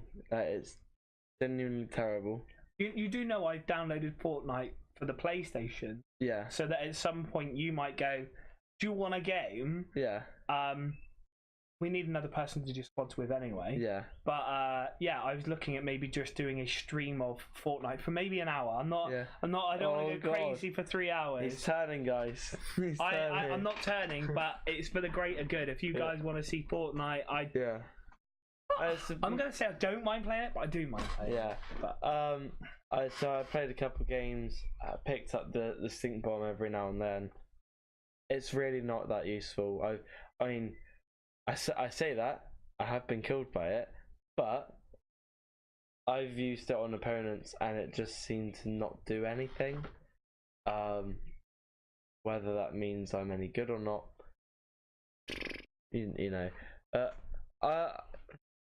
I don't know. What's this new battle royal mode? So the new battle royal mode at the moment is the 5 versus. So you got 5 teams of 20. And wait, what? I thought squads was like 4. Yeah. So like your Battlefield, where you've got your squad of 4 in a team of 20 or 30. It's similar to that. So you've got your group of 4 in a team of 20. So you're on Team Blue, but you're in a squad of 4 on that team. Yeah. Cool. Yeah. And that team has 10 teams in the squad. Yeah. So obviously, do your maths. You got five squads in a unit against 4 other teams. So it's still 100 players. And as you whittle down to like the last, I believe once it gets down to like the last 10 people overall left in the game, get can't be that. Must be last 5 or something silly, and you get a 60-second timer. So it's called Final Fight, and that 60-second timer comes up, and it's all based on how many. If you've got 3 people left alive on your team, and the other team only have 1, and you've got a minute to go find that guy, or he's got a minute to defend, and say if you're that one person, you lose the fight because the other team have more people still alive, right? But if you're the team that have more people still alive, you win because you've got more people on your team alive than the other teams do. But I've not actually got down to like a 1v1 v1 v1, do you know? Yeah. So like, how do they decide it? I don't know. I'm gonna guess it's based on kill count, or health count. I wouldn't know. It doesn't actually say. So additionally, patch 4.4 introduces Final Fight, a battle royale in which teams of 20 will fight to have the most players standing at the end of a round. Storm Circle is less restrictive in this mode, necessitating teams really hunt each other. So basically, you're just in a group of 20. Yeah, but obviously you've got your squad of 4. So yeah, if your squad of 4 dies, you've still got your other 15 players out there, helping you through to win, hopefully. Cool. But again, it's still Fortnite. It's just still Fortnite. Same old sort of. Okay, so then this is my little bit then. Yeah, back to you. Big WWE fan. Absolutely loved Money in the Bank last week. I was shocked. On what bit? Ronda Rousey. I was shocked, but pleasantly shocked at the same time. I mean, I'm glad it happened, but never saw it coming. I'm not going to say I did, but I would say that Alexa Bliss, that's just the way that she is. I'm more shocked at Raw. Now, I don't know if you watched... I didn't watch the catch-up show, no. Well, Raw was the very next night, and basically Ronda Rousey... Kurt Angle came out at the start. Yeah. Alexa Bliss came down and was like, I'm the champion, blah, blah, blah. Ronda Rousey comes out in a furious mood for what happened the night before. Oh yeah, I know she smashed around Kurt Angle, didn't she? Well, she came out, she had Alexa Bliss, she smashed her with a case, then she started smashing Kurt Angle, and she smashed up 2 referees. Yeah. Now she's been suspended for 30 days. 30 days, yeah. I don't know if she's doing any movies or anything at the moment, or whether it is literally just the fact that she's actually got she needs to do training or something like that. Yeah. Because I think for the Nia Jax match is she was quite big, so it would be impressive if she'd done a couple of judo throws like she did. It would be impressive if she could get the armbar. So she didn't do too much wrestling in that match. Yeah. Now, she's going to come up against other people that are similar size, like Alexa Bliss, where she can powerbomb her like she did through the table. Yeah. So, does she need to work on her technique still? Yeah. So, does that mean that the 30 days is pressure off, 4 weeks off, so she can sit and practice and train and do what she needs to do to then move back on to her next fight? Ass, yeah. which will be the next pay-per-view as well, won't it? Extreme Rules. Yeah. Now, Nia Jax is asked for her rematch at Extreme Rules, and because there are no rules, she can't win by disqualification, as in Alexa Bliss. Yeah. Now, does that mean Rousey will come back, take Bliss out at some point during the match, and let Nia Jax win? Yeah. And then go for a rematch with Nia Jax for SummerSlam? I don't know. I've been watching Ronda Rousey's Instagram because I follow her, and on it she's been showing, like, she's been putting up pictures of her in the ring, and it says, I don't know, say something like 25 days ago at Nia Jax. Like, so she's at Nia Jax, like, I'm ready for you, I'm coming for you. You can better believe that. And she's gonna. I love Ronda Rousey because I'm a massive UFC fan. So for what she did for the UFC and in her career as well, to see her go and be successful in WWE would be the pinnacle for her, because that's all she's ever dreamed of. Yeah. So I reckon, because she didn't get the outcome she wanted at Money in the Bank, it's got to happen. But she won't be in with a title shot then. No, but she won't be able to even look into having a title shot. But I see her coming back to completely overhaul Bliss. Yeah. I see her coming back ruin and her night. Ruin her night. Nia Jax to win the title back, and then Ronda Rousey to demand her rematch with Nia Jax. Yeah. Because Alexa Bliss wouldn't be she wouldn't be able to have a rematch then. Yeah. Yeah. Because she wouldn't be entitled to one. Mhm. Because even though Alexa Bliss has got the title, all right. Even though Alexa Bliss wasn't the champion before, this is what I mean. This is Nia Jax's rematch. So if she wins the rematch, Alexa Bliss doesn't get another chance. No. So will Ronda Rousey be given another chance because Bliss interfered in her match? Yeah. Then what I'm thinking is, the reason she's been given a 30-day suspension is because they need to come up with this idea at the Extreme Rules and come up with the main event for women's at SummerSlam. Yeah. Which would be a triple threat. Nia Jax, Alexa Bliss, and Ronda Rousey, where Ronda wins it. Yeah. And I'd like to see her make both of them tap out at the same time. Double armbar.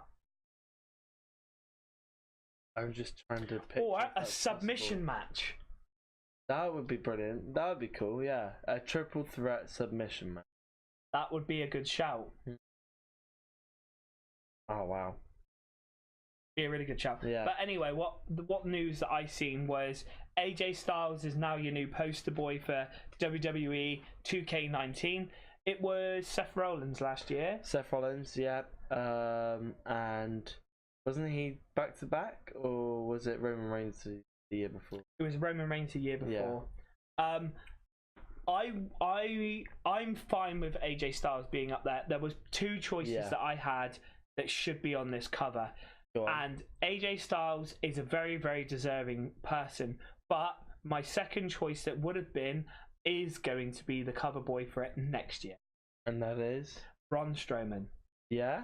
Braun Strowman has won the Money in the Bank match. He is the WWE's favourite, WWE Universe's favourite wrestler at the moment. Yeah.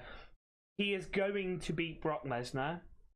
There's no case and point that he's not going to beat Brock Lesnar. Brock Lesnar's held this title way too long for a part-time and done nothing with it. Huh? And he's done nothing with it. He doesn't fight on Raw. Well, no, I always thought that there was a champion had to defend their championship every 30 days. Yeah.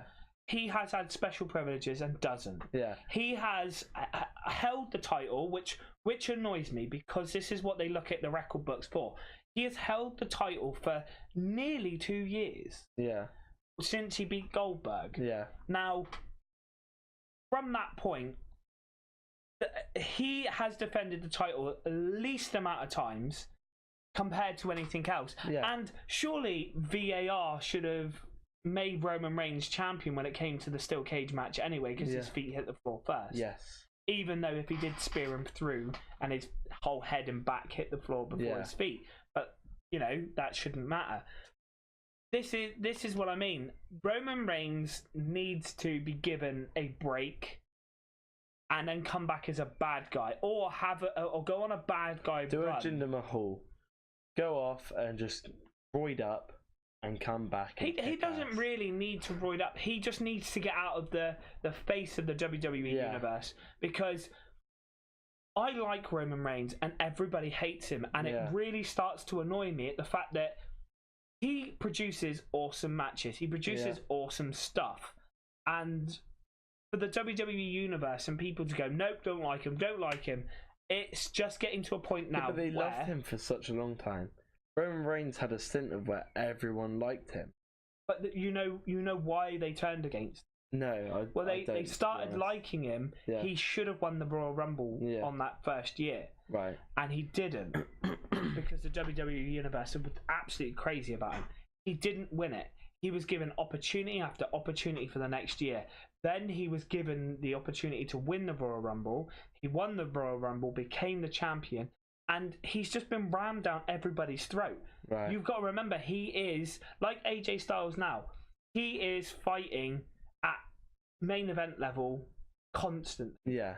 Roman Reigns has done that for the last 4 to 5 years. Now, that is a really good feat in itself, to be able to fight like that main event for years and years and not get injured. Yeah. That is something.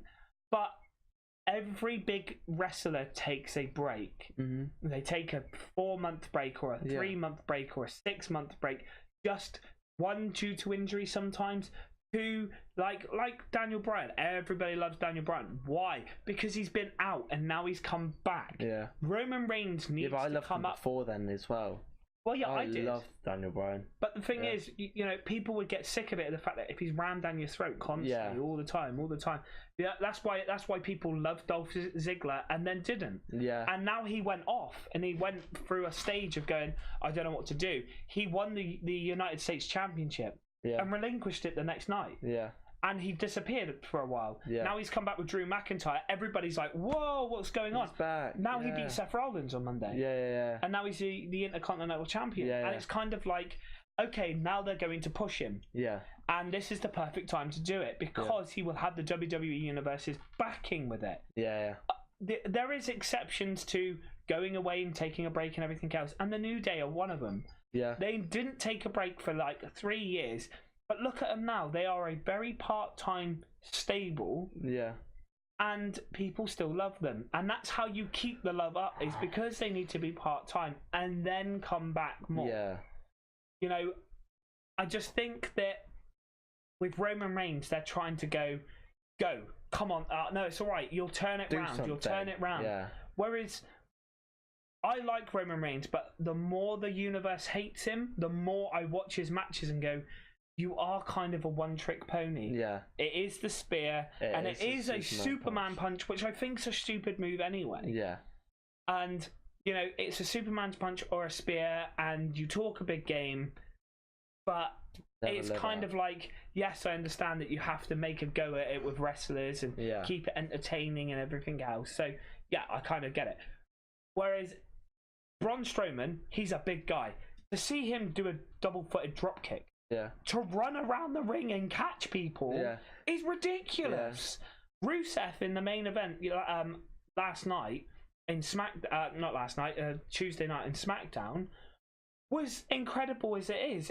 He's a big guy. He started coming on leaps and bounds, and now he's got his opponent at Extreme Rules is AJ Styles for the title. Okay. So he won a gauntlet match.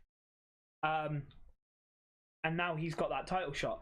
And that's what I mean. I find it incredible at the fact that big guys have to be agile to be able to do something. And these two guys are agile. Yeah. And AJ Styles is a very agile guy, but he has the power at the same time. Yeah. And Roman Reigns has the power, but he's not agile. Mm-hmm. So for him to face Braun Strowman, who would win? It has to be Braun Strowman, because he's he has so much more. And on the last game, 2K18, Roman Reigns is overpowered. He's a 95 on there. Yeah. And Brock Lesnar's only a 92. Yeah. AJ Styles is only a 90. Seth Rollins is 90. But I'd put AJ Styles in a completely different league to Seth Rollins. Yeah. Yeah. You know, I'd put AJ Styles at a 93 to 94. Braun Strowman at a 96. Right. And then maybe Brock Lesnar at a 94. 96, kind of right, yeah.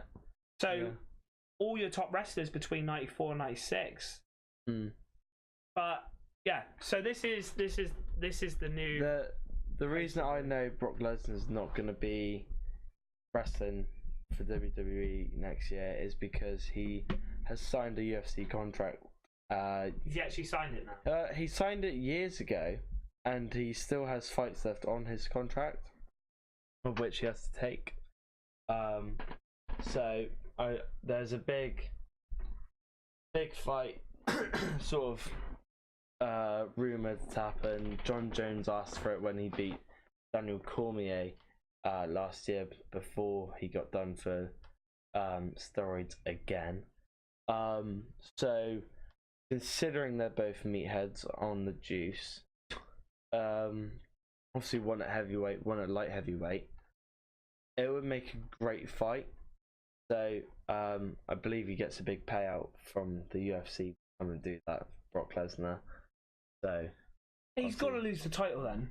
Yeah, he's held on for too long, like you said. He's done nothing with it either. So it makes sense for him to lose and then go back to the UFC, do what he's trying to do, I suppose. Well, I'm hoping that Brock Lesnar has a match against somebody worthy, wins, but is completely out of it. Braun Strowman cashes in. Yeah. Well, Braun Strowman's gonna win the belt. The cash in, it's very rare that it fails.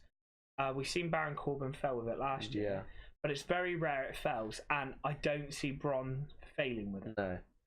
So I think he hasn't got the tactics, but he's got the brute strength, and he knows that if there's a wrestler down and he's out, he's going to cash in. Yeah. And he doesn't necessarily need a wrestler to be down and out. I see him cashing in on Brock Lesnar as soon as he steps foot on Raw. Yeah. I see him going in and going, I demand a match now. Yeah. There's no preparation. Whether Brock's healthy or not after Extreme Rules, I think Braun will just go 7. But is he going to be made to defend it? I personally think he has to. Yeah. He didn't do it in Money in the Bank. Yeah. We're not going to see him on the next couple of Raws because it's going to fuck up with Braun Strowman's story now. Yeah. Because Braun Strowman's got a story going with Kevin Owens. Yeah. I think it's almost got to happen, obviously, because he's not defended it, so he has to do something to be active, an active champion, and also it's Extreme Rules, and that is sort of a strength of Brock's, so it could play into his hands that if he does have a match lined up for him, he could win it and then that's when you get Braun Strowman going the last week of his story, title winner, bang. Yeah, maybe. Yeah, I think that if he does work with Kevin Owens, he will look into when and where he should cash it in to be successful. I hate Kevin Owens. I think Kevin Owens is a really good bad guy. Yeah. Good bad guy. He's a really good bad guy, but I don't like him because he's a really good bad guy. Okay, anyway, so I thought we could go through game releases for the end of this month, and then we can look on to the next kind of thing and everything as well. Right, so where are we? We are on the 24th. Brilliant. So we have the Blob Remastered, which I think Far Cry 3 Classic Edition would be something to be able to look into. Yeah. We have Crash Bandicoot, the Insane Trilogy. Mm-hmm. Now, this is something that's got me reeling a little bit, because it's coming out on every other console, but it's been out on PlayStation now. Nearly a year. Now I know I like my remasters. I like all of these things, but that's going to be a popular game. Now I'm going to talk about streaming as well as what's coming out, so it's beneficial for us. So does that mean that tomorrow's stream is kind of hit and miss with whatever it is that I do, and then I'm streaming Crash Bandicoot for the rest of the week to be able to do that? And then you've got in the popular, well, and then you've got the Crew 2 29th, which, well, maybe if I'm not busy this week, I could give you a hand with the Crew. Well, the crew comes out Friday. Yeah. So the only thing I can think about is smash out Crash Bandicoot. Smash out Crash Bandicoot this week. Yeah. Monday to Thursday. Well, it is quite a quick game, I've heard. So it's not like how it used to be when when you were a kid. But it's 3 games in it. Yeah. 1, 2, and 3. And I have played the game before, and to get all crystals and everything else, it's not just about completing the levels, it's about all the crystals. Yeah. So it would be something, I think, to be able to do just so that people can see and things. But because it's out on PlayStation, would it be necessarily hugely popular for the streams? But then it depends. It's a case of it's only up on Twitch, isn't it? So they don't see really what.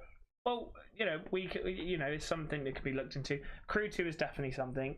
Oh, massively. But I thought your stream the other night on the beta was incredible. I love the look of the map, how it folds over and it looks trippy.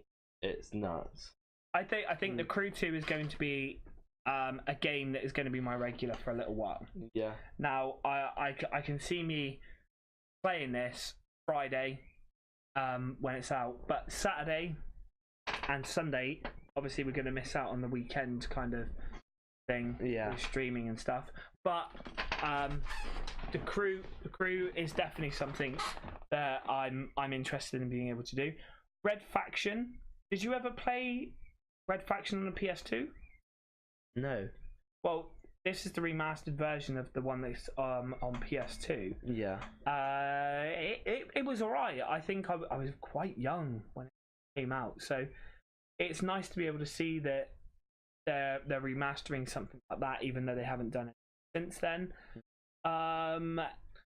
You got MXGP Pro. I played those games years and years ago, and they're wicked, like motocross games. Good graphics on them. That's something that I'd be into.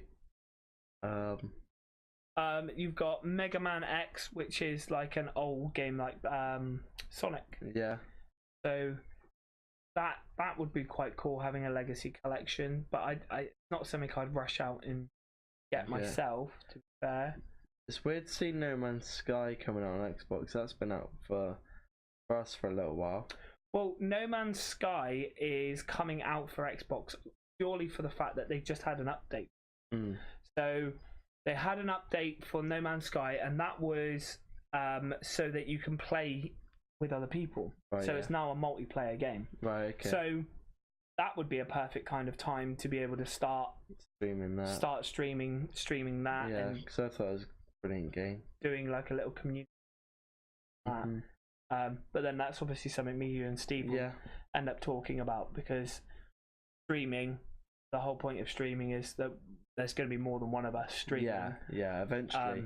We're getting there, guys. We are definitely getting there, Martin's slaving away, bless him, but me and Steve will catch up eventually.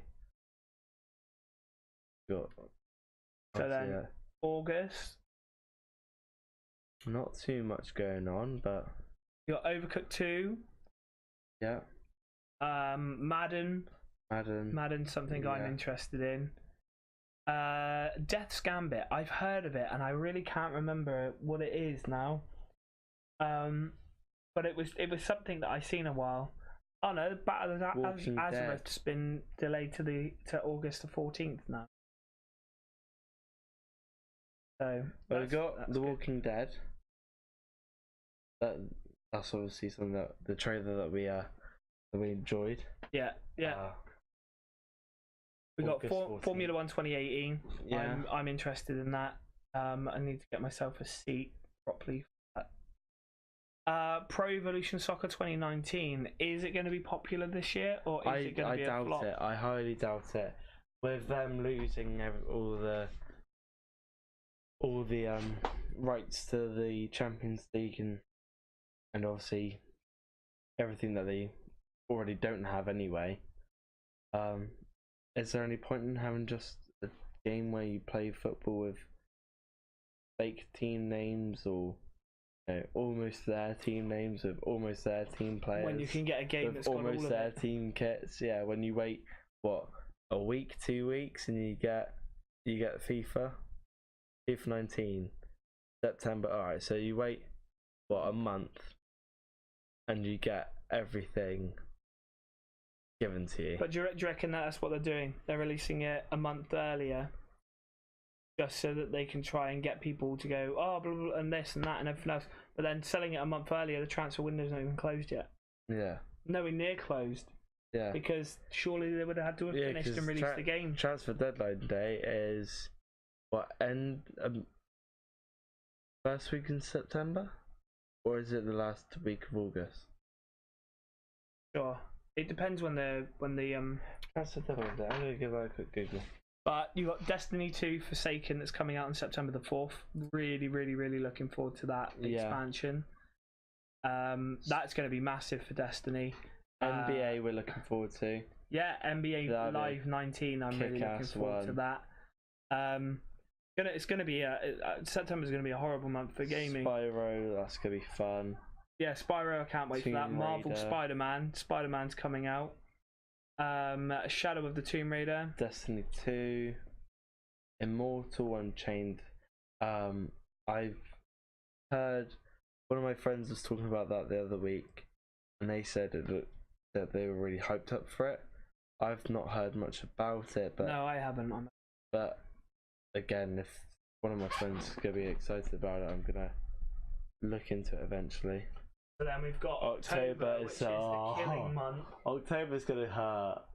So Forza Horizon 4. Mainly my wallet, but Assassin's Creed Odyssey's coming out.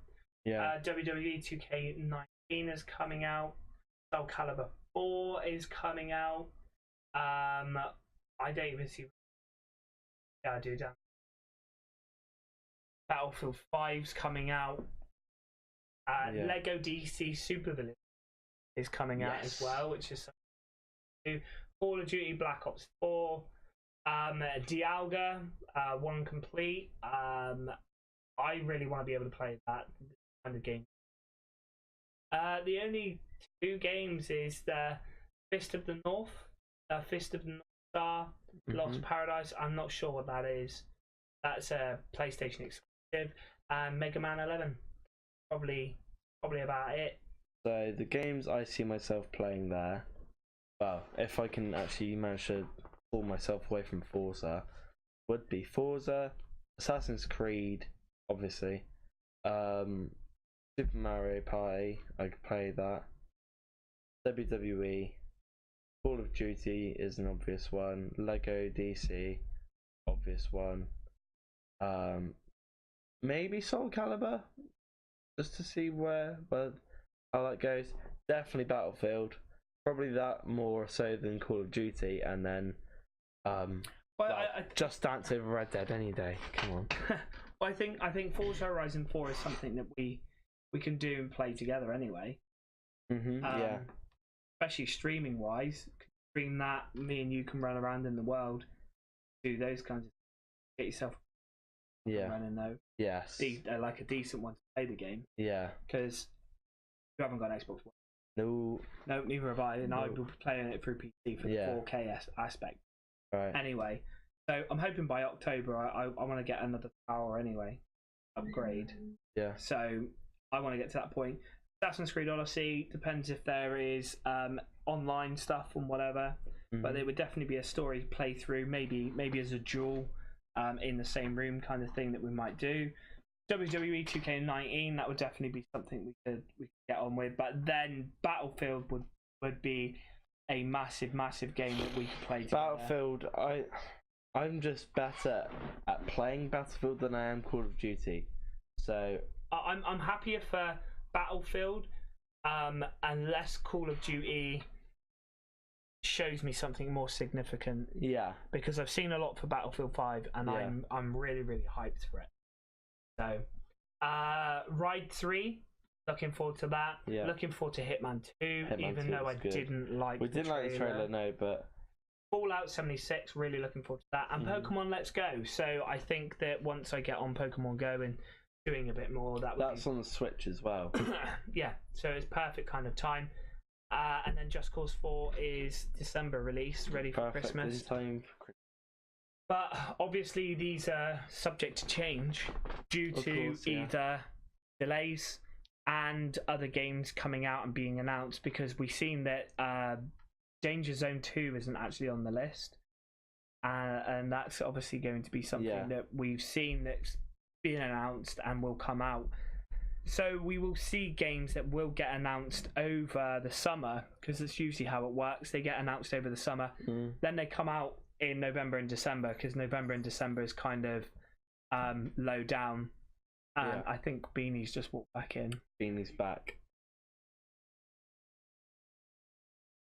All right, don't tell everyone. Are you not staying? Oh, all right. Love you. Bye. Cheers, Beanie. I'll see you later. That's Beanie, who was here on Thursday playing The Crew 2. So, yeah, that's that. Now on to our... Well, should we take a break for a minute? Yeah, we're 2 hours in, and now it's we've got two subjects that we want to be able to talk about. Quite big topics. So we'll go through that. So what we're going to do is we'll take a 5-10 minute break, and then we'll be back online shortly afterwards. Give me 2 seconds quickly. PES are releasing about a month before the end of transfer deadline day. Oh, right. It finishes on the 31st of August, so yeah, good 2-3 weeks before the whole and that's normally when everyone changes as well, so bad move. But anyway, right, cheers guys, we'll see you in a little while.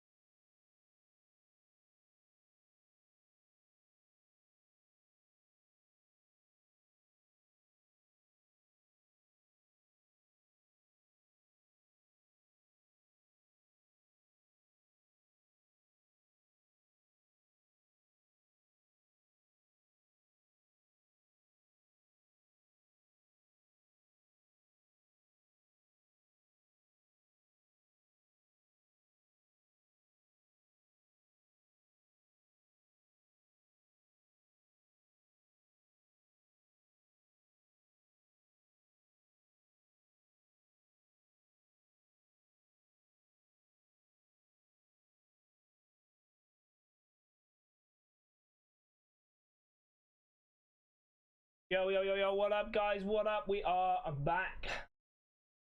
Hello? What up? Yeah, so our second section is quite big. Basically quite a big topic really, isn't it? Well, this is especially lately with the news going on about Fortnite being addictive. Got my bones rattling. Well, this is the thing. I've seen this article, and then you've seen one kind of similar, which we want to be able to go through in more depth, because I think when we both said about these articles, we both went, I completely agree, we have the same opinion on this one, we have the same opinion on the other one, and I think they cross over very well. Yeah, exactly. So I think they cross over very well. Yeah. So the quick thing on this is, once again, it's coming up that video gaming is a disorder. Yeah. So experts are saying that there's moral panic. Now, we tried touching upon the fact that we don't think this is a disorder. It's not. It is not an addiction. It's not an illness. And it's merely down to shit parenting.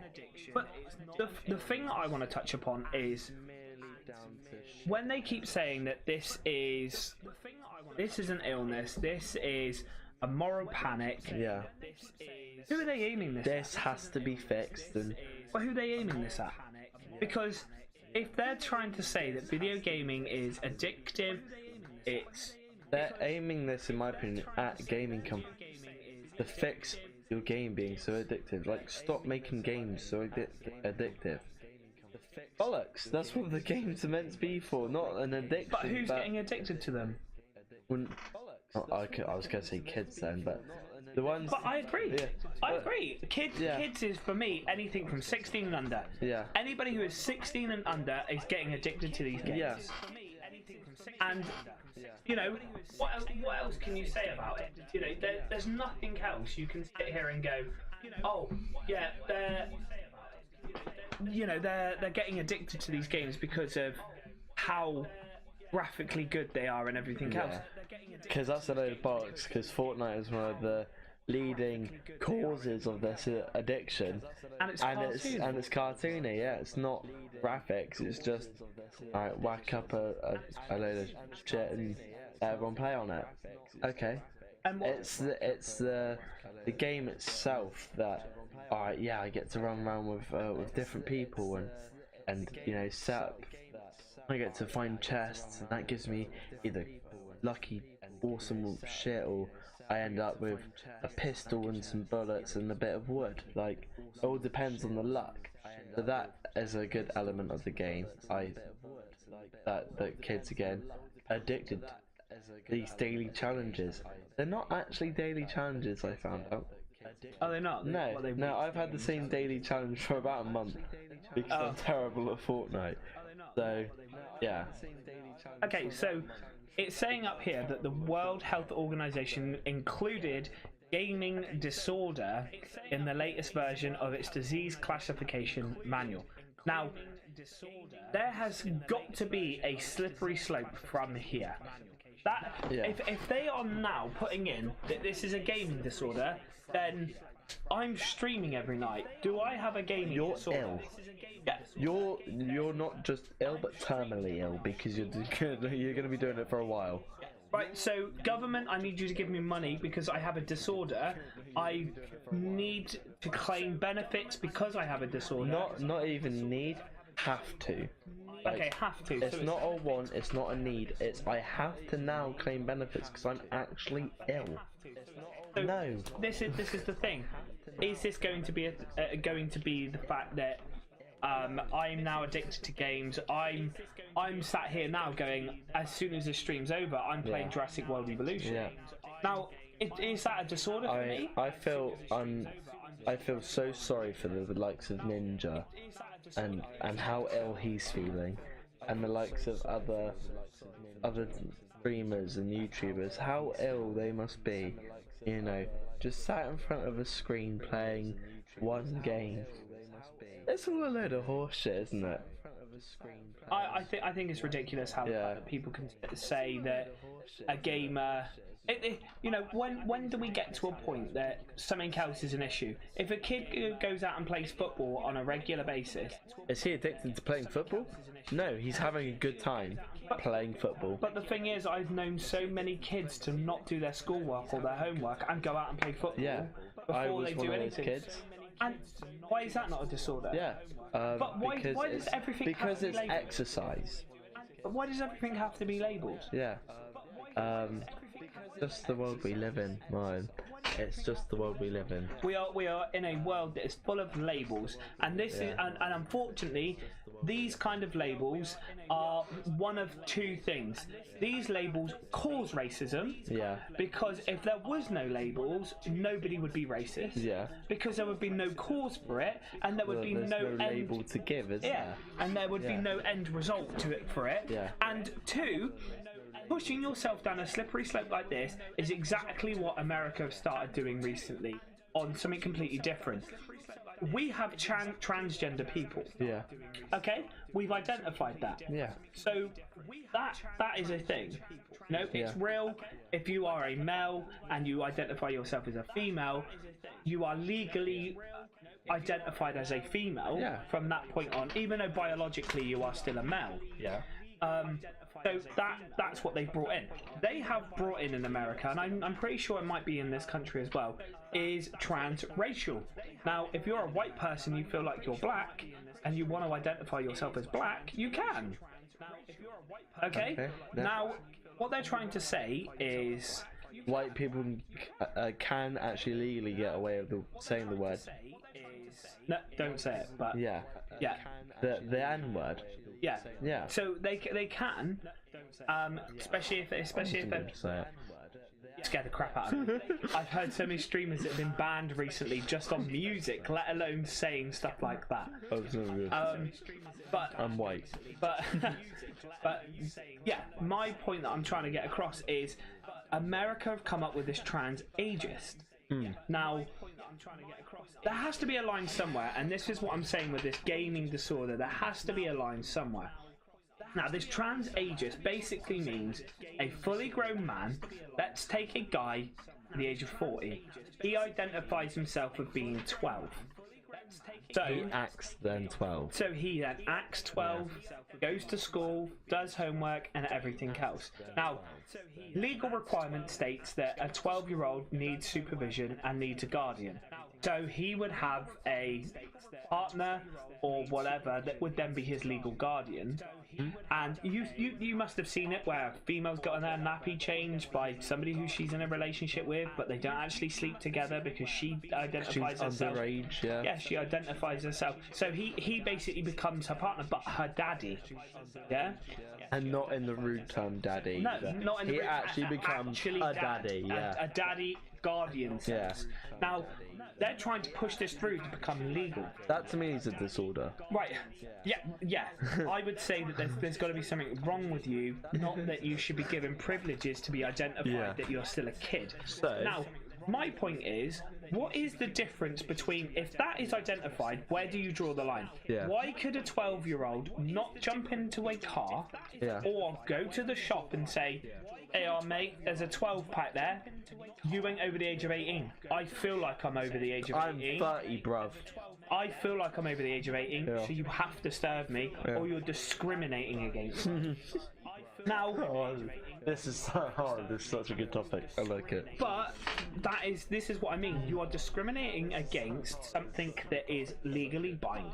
A minor that's not a minor.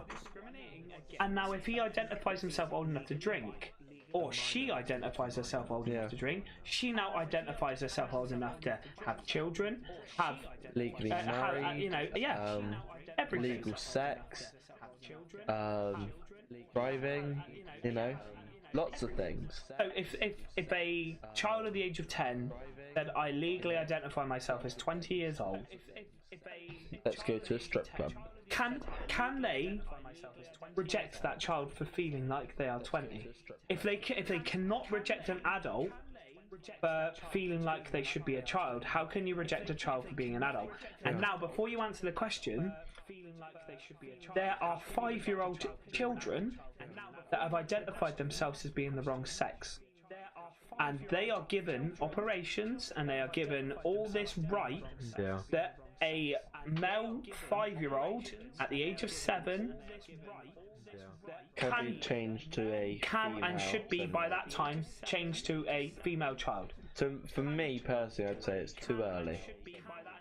But for me, I would say that if we're saying that you're still a child, you are under the supervision of an adult, and up until the point that you become an adult is the point that you should make those decisions. You shouldn't be able to make them beforehand. When is adulthood? 18. The thing is, I wouldn't know. I couldn't put a number on. So that's adulthood. where they are not necessarily, because obviously at that age you haven't necessarily hit your full. Would you say adulthood is when you've finished education? My mandatory education. My idea of adulthood is when you get your first real job.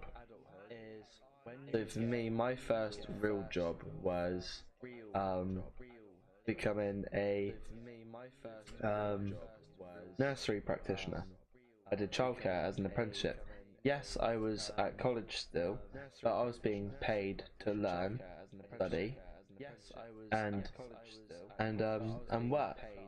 So that to me was my first real job. I was 16, 17 at the time, and I felt I was respected by not only my my tutor from college, but for the people I worked for.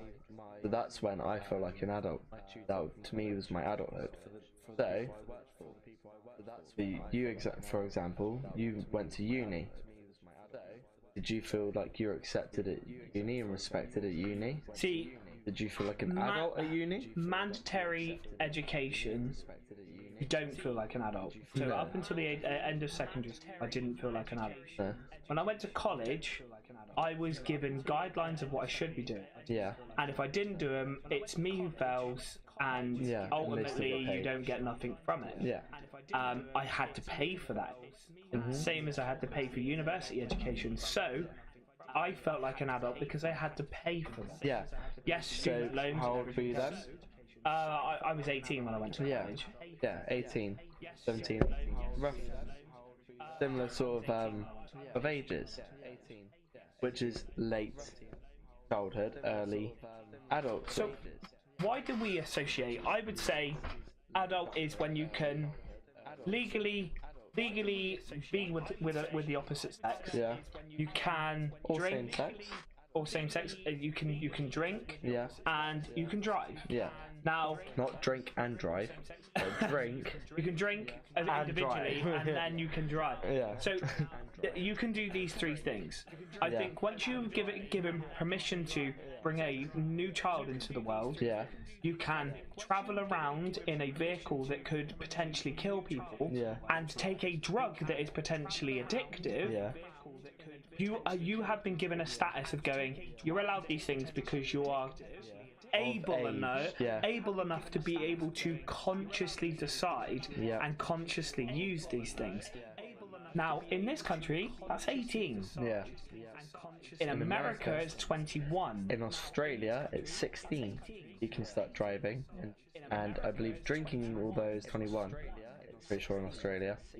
So this is what I mean. That's where it's so sort of different in the laws of each country. Ours is, like we said, 18, drink, drive, and sex by 16. But why is ours is 16 sex, 17 drive, 18 drink. Why is America's, like, or Australia, I know Australia's a bit better, so Australia you can drive at 16. Why aren't you allowed to drink at 18 like we are? Why do you have to wait to 21? I think because they look at it as drinking is an addictive thing. It's like smoking. Fortnite you can get for free, and you can be of how old? And that's an addiction, Martin. So now this has been this is what I'm trying to get at. Now this has been classed as an addiction. Yeah.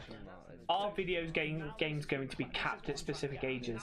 And if it is an addiction and something that is addictive, what other things are highly addictive? Nicotine, alcohol. Yeah. These are these are 18 years of age now. So does that mean because it's now classed as an addiction? Well, actually, it's not classed as an addiction. It's classed as there's a disorder. Yeah. So if they went to this slippery slope of going, this is an addiction.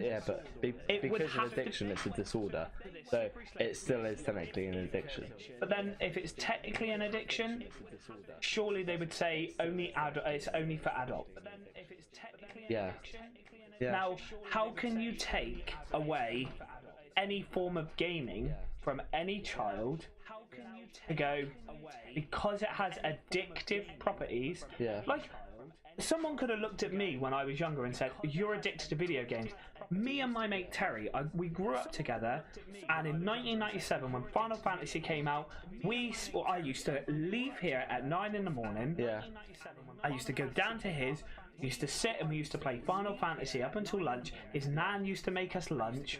We'd eat lunch. We'd play Final Fantasy for another hour afterwards. Save the game, on 2 different memory cards. Memory cards. And then we would go out. We would go and play football. We'd come back. We'd have tea. We'd play the game until one of us started falling asleep. The other person would go home. We'd sleep and we'd wake up. And then as soon as we woke up, we'd do the same thing again. Now, we'd done it for 6 weeks. Christ. 6 weeks we hammered that game for. And this is what I mean. Does that mean that it is I was addicted to it when I was a kid? Or was it routine? Oh no, it was something I chose to do. It was something that I really wanted to do. But it was my friend. I wanted to spend time with my friend and game and do things that I enjoy. Now, I get that kids want to do things that they enjoy and do things like this, but at the end of the day, I don't agree with the fact that it's now classed as a disorder. Because it is only classed as a disorder because I would not see an adult being diagnosed with this disorder. Like what adult? What they're going to turn around and say to you, you clearly got to be going to work. So what happens if an adult gets addicted to games and goes, "Oh, games have ruined my life. I don't work. I don't do anything. I don't socialise with the outside world. I sit and I play on games all the time." Now, are you telling me that the government would turn around and say to a kid, "Oh, it's okay. We'll look after you. We'll pay for that. We'll look after you." As soon as they turn around and say to an adult, they'd be like, "Mate, fuck off! You are. Just put the console down and get a job, you idiot." But wait, that adult thinks he's 12 still, though. What about that then?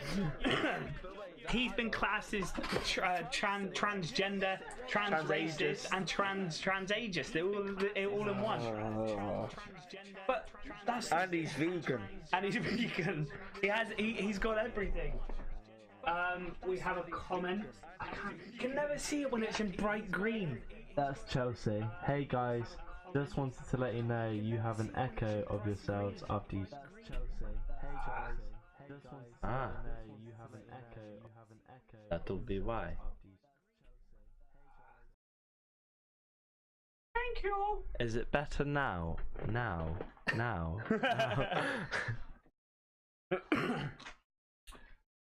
Yeah, so this is what I mean. I just think it is ridiculous sometimes at the fact that.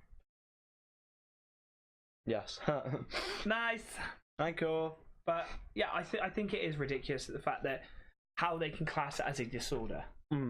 How video gaming is a disorder. What's it actually? What's its technical name? Gaming disorder. So it says gaming disorder. The WHO said it had reviewed available evidence before including it. It added that the views reflected a consensus of experts from different disciplines and geographical regions, in other words, countries, and defined addiction as a pattern of persistent gaming behavior so severe it takes precedence over other life interests. Alright, so yeah, a kid would rather stay up an extra hour and play Fortnite rather than going to bed. That's what I do. Hang on, but these kids must still go to school. It's not said anything about that. No, but is it classed as a disorder when a kid wakes up in the morning and goes, "I'm not going to school. I want to play on my game." Yeah. Is that classed as a disorder? No, Is that classed as an addiction? No, that is classed as the kid being a little bastard. Yeah, it's just and the parents, I wake up and I go, oh, I don't want to go to work. Yeah. Oh, I don't want to do anything. But you have to. Yeah.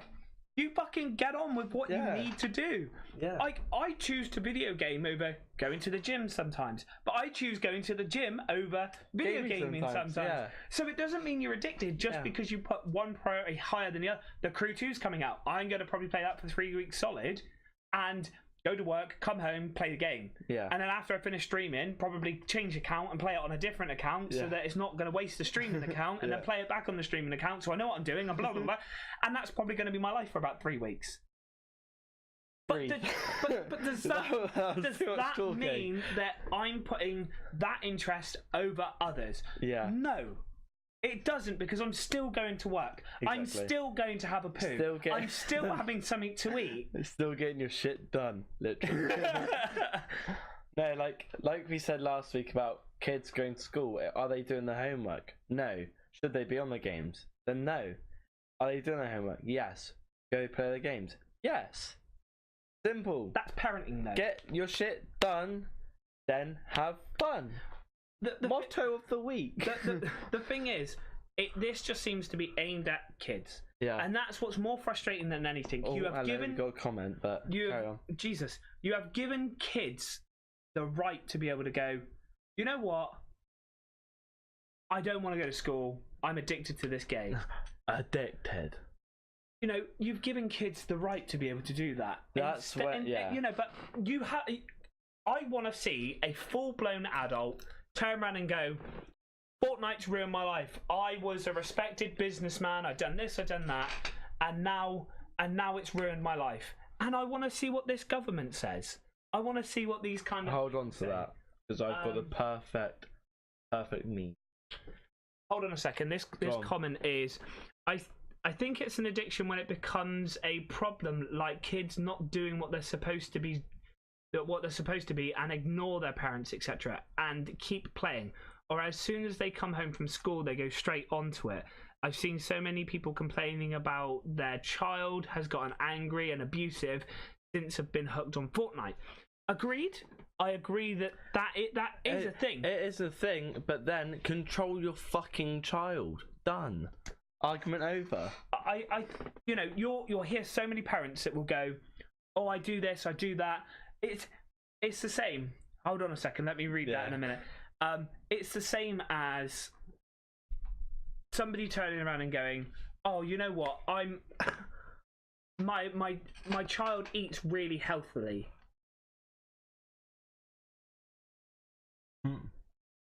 Hang on, we've even got an accept or deny, so we're allowed. Yeah, that's class. Just chuck the little fuck outside. We did as kids, but then this is what I was trying to get to a point of is parents will go, my kid eats healthy. As soon as they come home from school, oh, what do you want for tea? Oh, I don't mind, Mum. I don't mind. Should we have something healthy like jacket potato? Are you eating sweets? No, don't eat sweets. Or the parents giving them the bloody sweets. Yeah.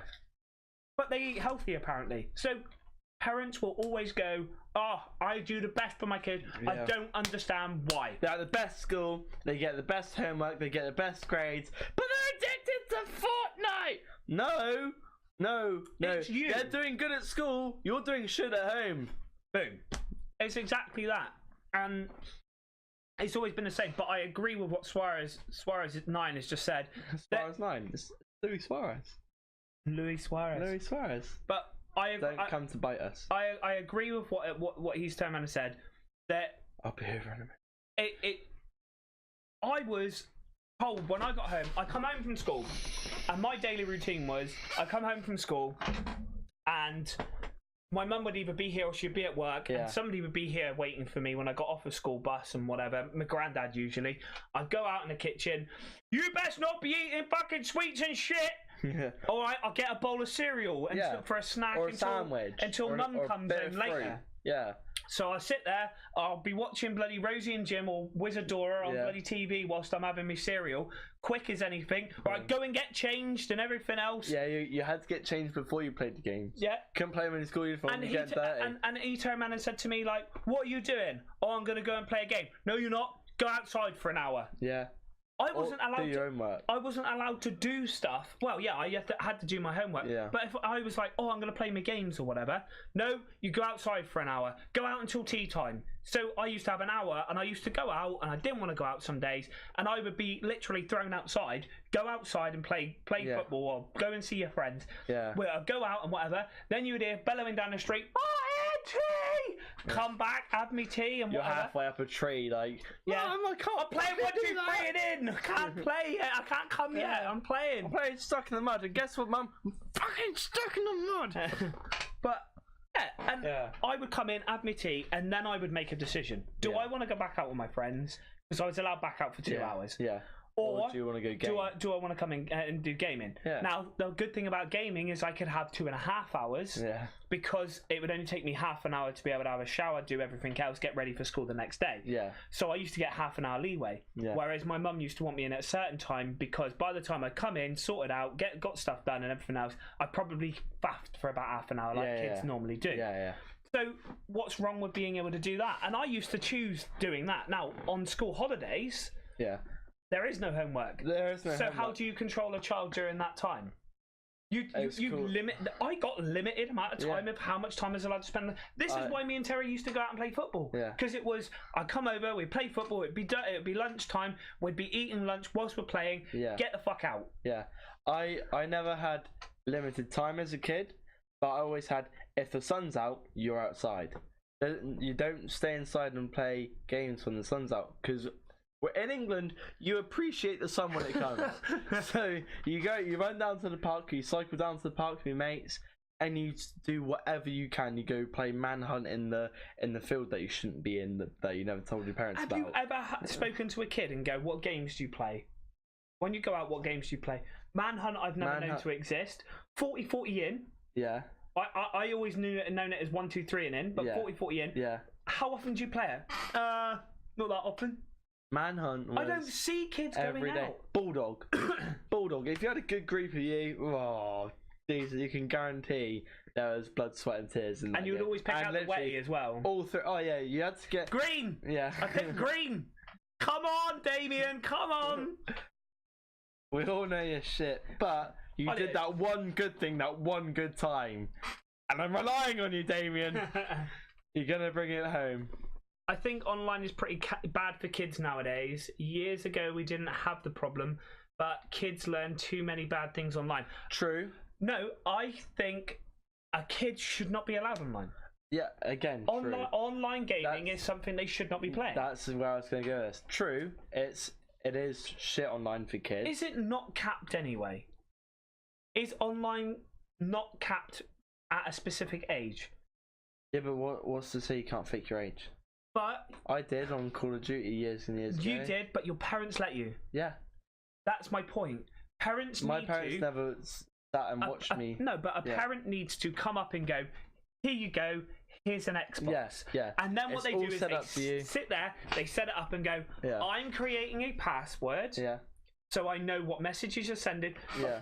Is it just me? But like I've got a 10-year-old niece. Yeah. And I basically say to her, if you change anything on your phone, password wise, you need to tell me. Yeah. You know, if you download anything specific on your phone, you need to tell me. Yeah. I'm only her uncle, not dad. Yeah. But I go, you need to tell me, because if I decide that I want to check your phone, I'm in my right to do so, because it's me protecting you. Yeah, protection, yeah. You know? And kids are so exposed to so many different things nowadays that I think if you're buying a kid a console, if you're buying a kid a phone, you have the master password for it. Yeah, of course. You have the right to be able to control it. And why do you think there is parental settings on a PC and on a PlayStation and an Xbox?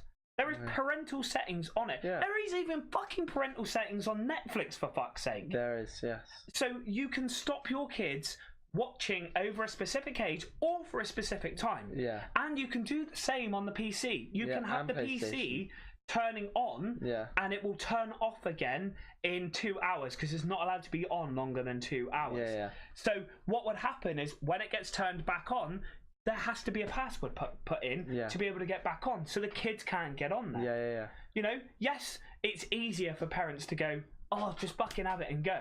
Yeah. But if the parents went, as soon as you turn the console on, you have 2 hours and the console's going to turn itself off. It'll give you a 15-minute warning. You finish what game you're in and you get off of it. Else it will just turn off and it won't turn back on because you need to put a password back in. Yeah. You know, I think these things need to be brought in. And if this is now a registered disorder, what is wrong with Sony and everybody else going, you know what, let's push that more.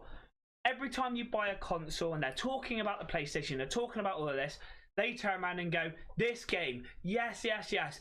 Parents, this is how you control it. Yeah. And they should be releasing guides, like Witch do. Witch release guides on how to use a PC and everything else, a dumbed down version. Yeah. Why can consoles and all gaming not gaming companies in specific, but consoles themselves take that responsibility on themselves and go, parents, this is a dumbed down version of what you're supposed to be doing. Yeah. Don't let your kids trick you. This is an English version of what to do. Yeah. So, chocolate, you're going to be over. Cool. Good times. Come around. Wrestling ring in the field. Mate, I'm telling you what, I was that much of a little shit that we up here, just around the back of my house, there's a hill fort, and they used to grow wheat in there. Right. So then they would have hay bales in there twice a year, and we would roll the hay bales up. They're fucking huge, but we would roll them up, and we would set them all up, and then we'd rip one apart and put it all in there, and we'd play wrestling. Yeah. Nobody broke their bones. Nobody. People went home crying because they got hurt and stuff. But you know, it's what makes you tougher at the end of the day. And I don't see kids getting this nowadays, and it's heartbreaking, I think. I literally had a wrestling ring at home. We had a trampoline with an enclosure, and it was me versus my mate from down the road. He'd come up and I'd go to his. We both had pretty much the same trampoline. Good 14 foot, so you got your space to run into the ropes and lean back, flying clothesline or whatever. And one week he'd be like Jeff Hardy, I'd be Matt Hardy, and we'd both go have like this slugfest and beat the shit out of each other without hurting each other, because it was kids having fun outside, not being addicted to gaming. But then even being addicted to gaming, I was never addicted to gaming, and I played a hell of a lot when I was a kid. Yeah, same. I played a stupid amount. My mum actually bought me a chipped PlayStation, so she could buy me cheap games, keep me entertained, and I used to have loads, but I used to rinse them because I used to play them, and then I used to leave it. There was only one time I could say I was proper addicted to games, and that was when SmackDown Just Bring It came out. And I remember not wanting to go to school and pulling a sickie, and I only ever done it once. Because I got my PlayStation confiscated off me for the whole day. We spoke about that last week. I would never bring in ill or anything because, like I said, it's a mentality thing, and you get taught it at a young age. And if you turn around and say to your kid, right, homework, they get on and do their homework. Jesus, I would see it as if I had a kid and I went, cool. Oh, donkey, yes. If I had a kid and I went, right, homework time. No, I'm playing the computer. You best not be. Homework time. No. Okay. I ain't going to tell you again. I've told you once, and now I've told you the second time. Now, PlayStation's mine. Yeah. And if they get angry, get abusive, or whatever, I've clearly not done the right job for them to get to that point. But if you are at that point with a kid and you are watching this, take the fucking thing away. And then that's all you got to do. And then throw it out. No, you give it back as a reward for good behaviour. You let them play it as a reward for good behaviour. You reinforce good behaviour with reward. And this is the problem with people nowadays. You do not... say that I'm wrong. Say that I'm wrong. You're wrong. You teach your dog by going, sit, good boy, here's a treat. Right? Reinforce positive behaviour. you're supposed to do the same things with kids. The only difference is they are so much more intellectual than what dogs are that it gets to a point that you can't give them food to really reward them. Yeah. Because you can do with 6-year-olds. If you're good, I'll buy you sweets. That's what you say to a fucking dog. But you still say it. So if you somebody tell me that I'm wrong at the fact that a 12-year-old, if you go, if you're good, I'll buy you FIFA when it comes out. Yeah. If you're good, you get this. If I turn around and go, you ain't playing on that. Yeah. Yes, I am. Stolen. Sorry, son. You're not. And I'd make a point of going, you know, what happened to being grounded nowadays? I've not heard of any child or anyone be grounded or, you know, I'm trying to think of other words for it. But grounded, I was always not grounded. I was always grounded. I was a little shit. Whenever I got into trouble at school, that was it. No time. I had to sort everything out. I had to get a good week's report or something before I got my stuff back. A week without gaming. As a kid, I was like hurt, because I was like on Bully as well. Like my favorite game. See, the thing is, like Suarez has turned around and said, like, we were addicted to Donkey. Now, an ass, I called it.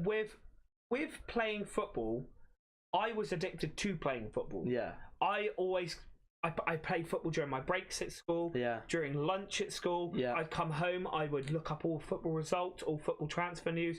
Then I'd go out and play football. Yeah. You know, I was addicted to football more than I was to gaming. Yeah. Now, why was that never frowned upon? Because I was getting out, like you said earlier. It's exercise. Yeah. So it's a good healthy, for you. active lifestyle. But it's bizarre in a way at the fact that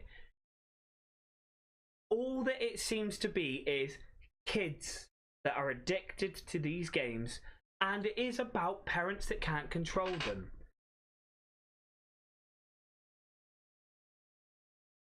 Lurk. So I think there's actually an emoji for it, but it doesn't seem to work.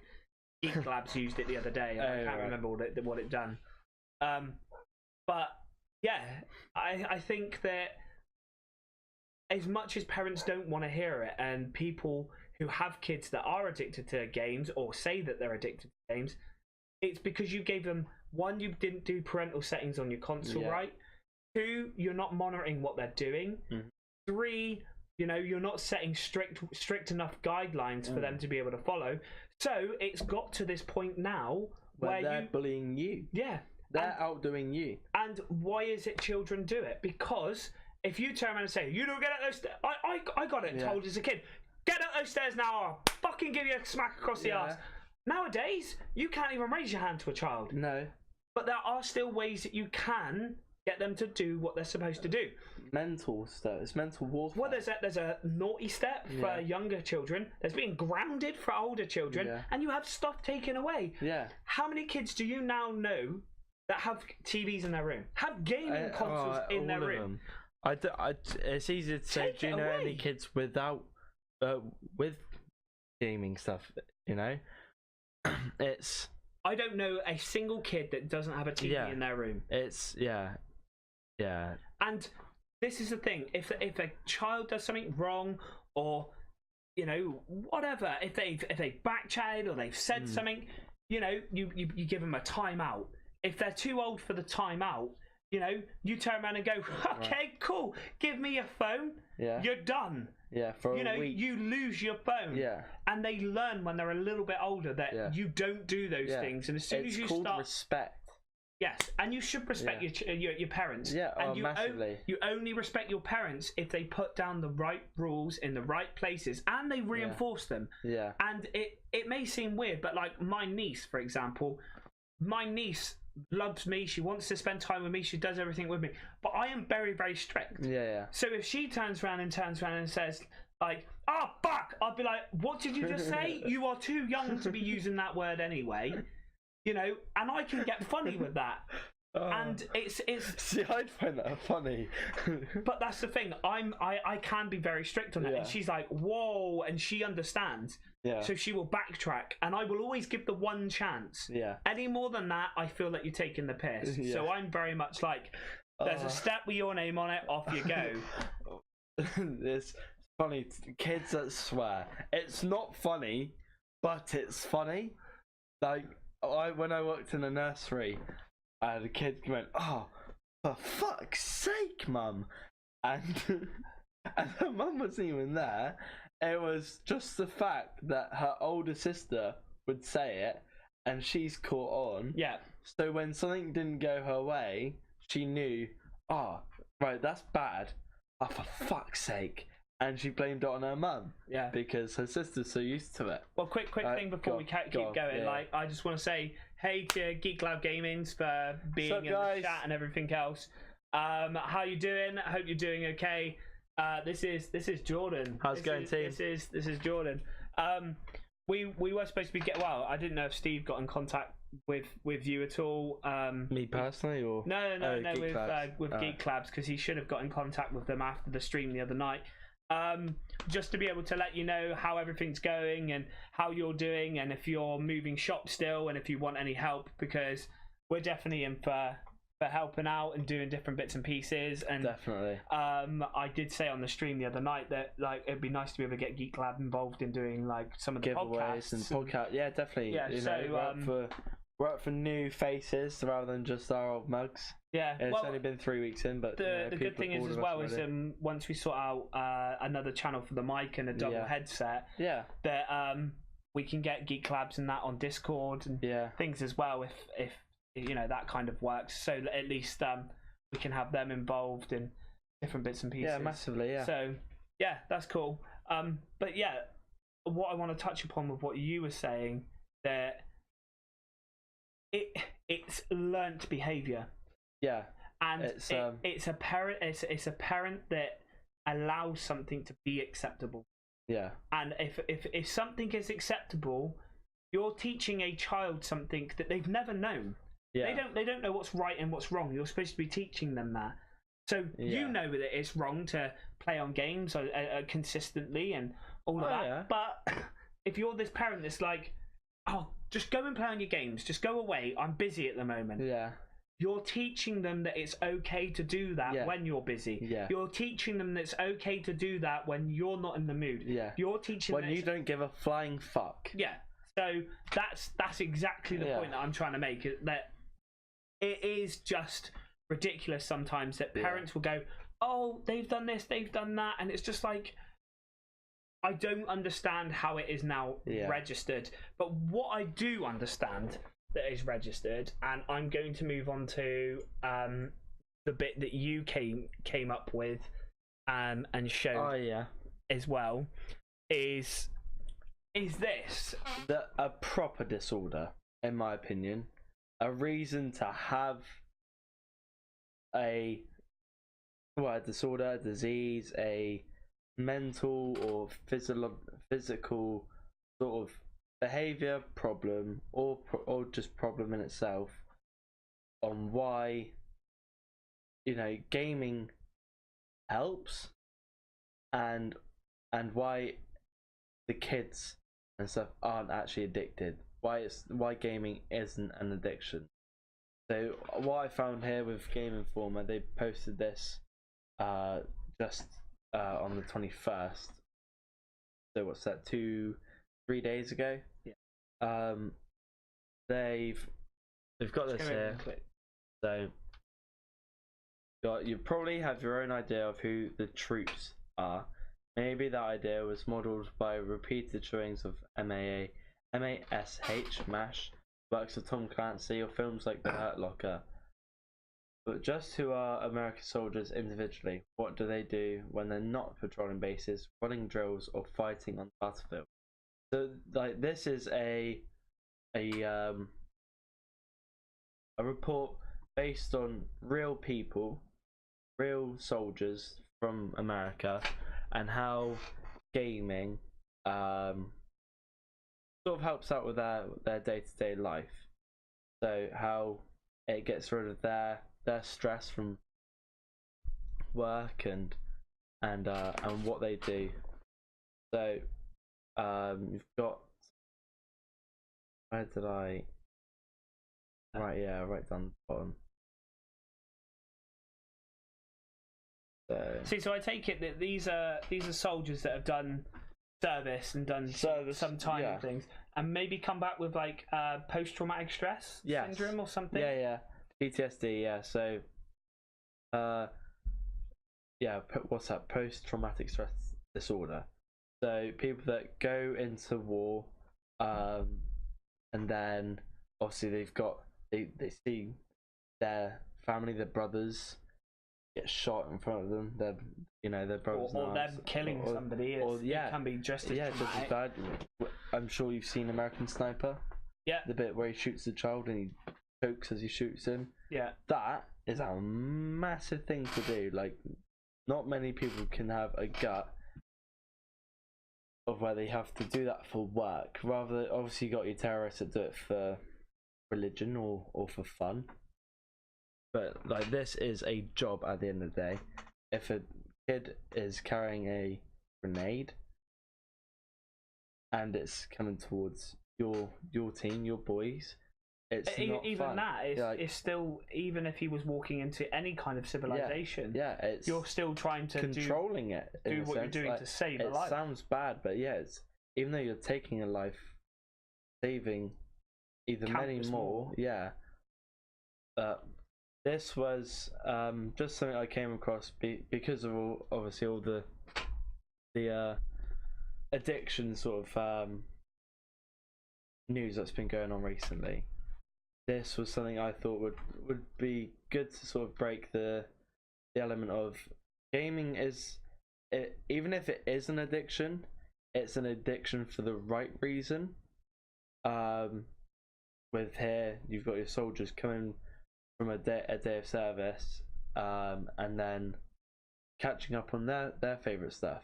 So they're not addicted because they're obviously doing their work, coming back, chilling out, and this is their window of relax, Whereas kids, yes, they've got that window of relax, but it's becoming too much apparently. But why is it too much for a kid over an adult? So let's flip this round. Yeah.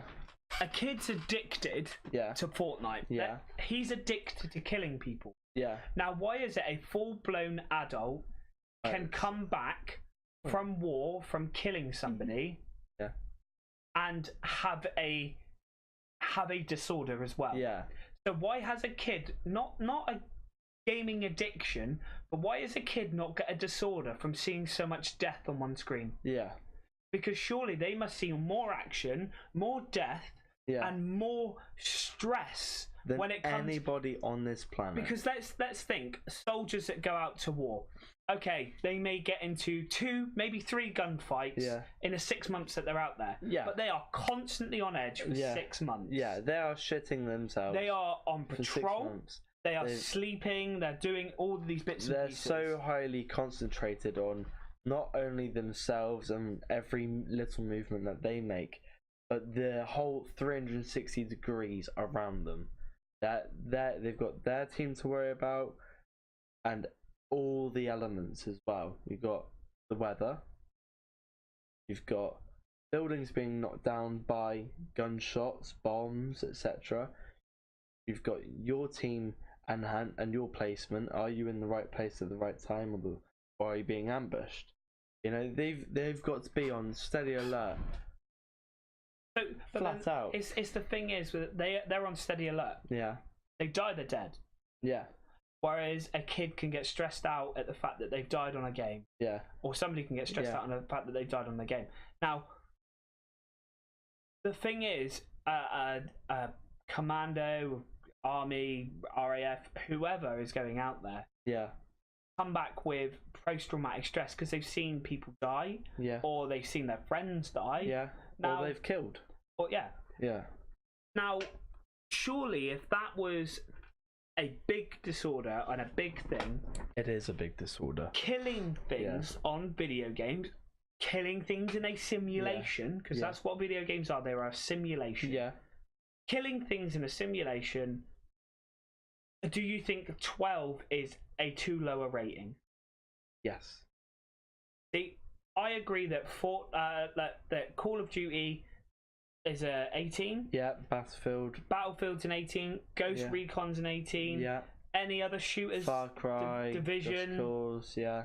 Yeah, most games that have death in them, like Assassin's Creed, are based on 18 or a relaxed 16 due to how much gore and stuff there is in there. Dependent on 16, I agree, could be relaxed. Like a leeway. Fortnite should be a minimum of 16. Yeah, massively.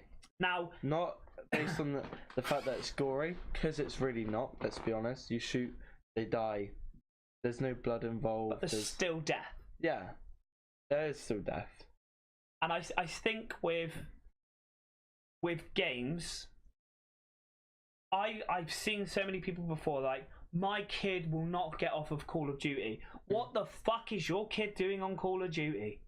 Isn't it? Yeah, it's never been a 12, has it? Never. Call of Duty, no. And this is what I'm trying to get at, is the only reason that they've piped up now is because there's a shooting game that's under the age of 16. Yeah. And they're like, and they're going, oh this, oh that, oh it's legal for a kid to play it.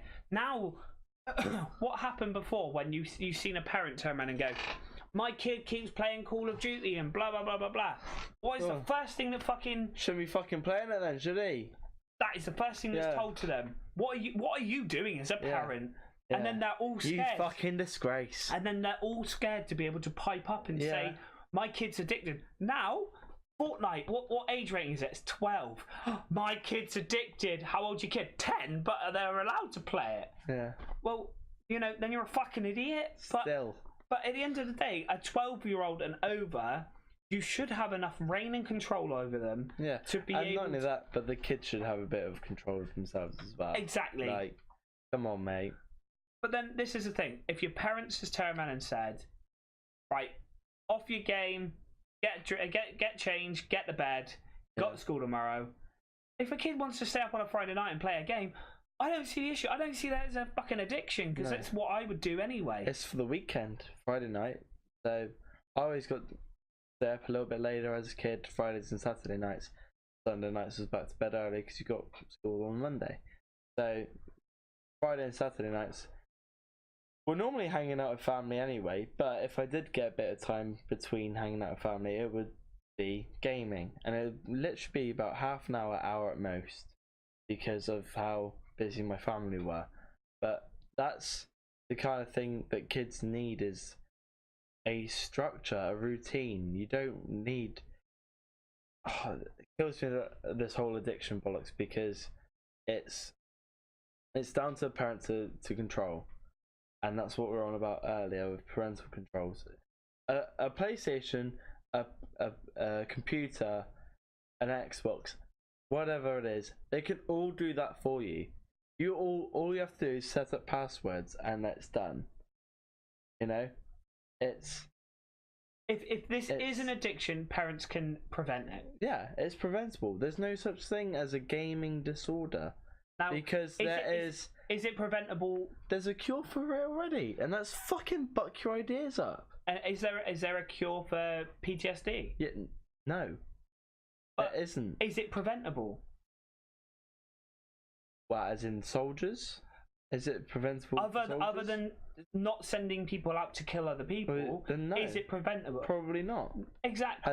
If anyone's got any insight on it, give it to these guys, because they need it. Like, and this is what I mean. PTSD is a very new disorder that's only just recently come to light, and they're recently trying to sort things out and do things with. Now, it's not preventable unless you don't go to war. Yeah. Now, that's the same as saying, let's not go to war and do anything to another country that decided to kill people of us or whatever. Yeah. So, to me, it's not preventable, and if it is there, then it's about identifying it and it's about treating it. Yeah. Now, how is it that there is supposed to be let's say you're depressed. Yeah. Depression isn't something you notice quickly. Depression is something that you pick up over time. Why is it that a person can be addicted to gaming and you can tell that straight away from the fact that they're gaming? Just because they sit in front of a monitor for 3 hours plus every night. Right. That's it. You work in a nightclub. Yeah. How many people do you see going out every single weekend? So say there's 500 people that come out of a weekend on average. Yeah. I'd say a good 25%, a good quarter of that is regular faces. Right. Would you say that they have a drinking problem? Yes. No, I wouldn't. No. Do you think but then this is the thing. If there's a difference between having a drinking problem and then there's the difference between someone going, it's a weekend, I don't work on the weekend, I don't have nothing else to do, and this is what I'm going to do. Yeah. And then there is a difference of someone being dependent on alcohol. Yeah. Now, there is so many different stages. Why is it with gaming, it seems to be the one stage? If you're playing games and you tell your mum, no, I ain't coming off because you're in the middle of a game, fuck me, man. The amount of times I've turned around and said, I can't come off of this game because it doesn't pause, which for me was, fuck, I can't remember. But there was a game that it just didn't pause. Well, there are games that pause, but if you're online, it's obviously still real life based. So you could say, Mum, I can't pause this game. I'm in the middle of, kicking ass on Black Ops, but I can't pause it. Yeah, you can. You press pause now. Press pause. Say you've stopped. But no, Mum, I haven't. The game's still going on. I'm stopping. But then isn't that the parents' responsibility to understand what games they're playing? Yeah. And, if a child is playing GTA, for example, why the hell are you playing it? Yeah. Do you know what I mean? Yeah. So, but to use as an example, yes, parents, be up to date on what you're giving your children, and secondly, just know what kind of content is in a game. Say if a game's 18 rated for a reason. Don't bother giving it to a 14-year-old. Yes, they may be begging for it, but there's ratings on games for reasons. Like you wouldn't be a 14-year-old going to the cinema, 18 rated film. Yeah, where's your ID, mate? Oh, well, I'm 14. Well, then you can't fucking see it then, can you? Sod off. I've had to take my ID a lot to the cinema because I had quite a baby-looking face when I turned 18. I like the fact you said had. Had. Fuck you. You don't have a baby face anymore. Not anymore. I have a beardish thing going on. Beard thing going on. Anyway, so yeah, I had to take my passport or driving license to the cinema when I was 18, watching 16 or 15 rated films because I had that much of a baby face that I had to still prove that I was eligible to get in. I had a tattoo up my arm at 18. No, every doorman or bouncers had a or security guard has had a tattoo before they were 18. Right, so another thing, why'd you get a tattoo before you're 18 when it's legal at 18? Oh, because I had parental consent. Bang! Exactly. Yeah. Exactly. I really wanted to thump the table, but at the same time, I didn't want to shake any of the setup. Yeah, but yeah. So, final thoughts on this subject before we move on to our next subject. It's not addiction, not a disorder. What soldiers have here, PTSD, that is a real life thing. That needs curing, not gaming disorder. Gaming disorder is not a real thing. Parents, buck your fucking ideas up to sort your children out, for fuck's sake, done. I think my final thoughts on this are the same as what yours are. I think but parents need to have a lot more control. Yes. Parents need to know exactly what they're getting their children from now on. Just research. Just look into something.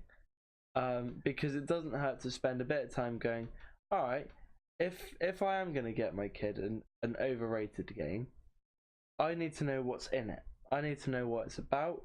And I need to know if it's going to affect my child. It doesn't take 20 minutes to research a game and all its ins and outs, does it? Well, you can go on here and go up to the search bar, GTA 5 review. Bang. You can get other people's opinion. You can get the description of the game in all of about 5 minutes. And I think if a parent is too lazy to be able to do that, you shouldn't be getting your kid. Exactly. And if you're too lazy to put parental controls on the console and everything else, you shouldn't get your kid it. And my last thought is, I have not heard a single parent out there complain about their kid being addicted, that the parent is a gamer. All parents that complain are the parents that don't game. Yeah. You don't know what the console is. You don't know what the content is. You don't have a clue what gaming is. Yeah. You need to research and do things properly. Before you do anything all at people all. who already game and their kids game, they know the content, they know how to use different things, and they know what their kid is playing. Yeah. They know whether it is respectable, whether it's not, and they know whether they should be or shouldn't not be playing it. And their kid will always turn around and go, "All right, I'll come off now, shall I?" Because they see their parents do it too. Lead by example. Do your research, and yeah, if you demand respect, you have to give it. And no matter what you give your child, you should be researching into anyway. Yeah. And like I said, Yeah. all parents that are the ones that are complaining are the ones that are not into gaming. Yeah. That's my last closed. view on it. So, lastly, let's have a discussion about the all-time best dads in video games. As it's been Father's Day quite recently, we thought this was quite a relevant topic. So, the best dads in video games. I think I want this to try and be interactive. So, anybody who is in the chat, throw a couple of dads out there that are in video games that you think are worthy of a mention. Yeah. And who you think is going to be up there. We actually quite struggled with this, didn't we? Yeah, we had to research. I think dads of gaming worlds. I think I had about 4, maybe 5. Yeah. We had Kratos. Kratos. Yeah. So we had Kratos. Yeah. Absolutely love the fact that we're not going by the rating of where they're to and everything else. Yeah. I think Kratos is a good dad. Yeah. I don't rate him as number 1 personally. No. I think there's so many more. I think there's so many more out there, and there's probably a couple on this list that are not. There's probably a couple that's not on this list that should be on this list. Be. I just can't bloody think of them. But you got Kratos for God of War. I think, yes, he is a very, very good dad. He teaches his kid the ways of the land and everything else. Yeah. He's gone from this over the top, tries to kill everything kind of demigod, to this relaxed father figure. Yeah. So I completely agree that he should be on the list. Definitely. Joel, I find it difficult because Ellie's not his kid. Yeah. Now, But then what's to say, like, I've celebrated Father's Day this year with my stepdad. Yeah. Have done for the last 3 years. Because he's taken a step into my family. He's looking after my little brother. He's making my mum happy. Yeah. So what's to say, Joel's not doing that with his stepdaughter. Well, it's not though. It's he got given a mission to take Ellie, the girl, to Phoenix. So it's a group. Yeah. She is immune to the virus. Yeah. So they want to find out why. Yeah. He starts taking her and realizes that they want to kill her to get the vaccine and everything. Yeah. So he decides not to. They go through that, and he basically protects her. So the thing is, Joel has a kid at the beginning. Yeah. And if you played The Last of Us, I've played bits, not a lot. Right. Like, most saddest thing coming up. So the prologue before the actual main game is you're playing as a little girl, and you're going in through the rooms in a house, and you're looking for your dad, Joel. You get downstairs, and the sliding doors open and shut, and it's like, get back, and then there's like zombie things coming at the window, comes in, and he shoots them. And it's the next door neighbours. Right. And she's panicking and everything else. And then Uncle Tommy's there, and they drive off, and they find that there's zombies absolutely everywhere. Car gets T-boned. She's injured, so she can't walk. So Joel carries her, starts running with her. Uncle Tommy's opening all the doors to protect her and everything else.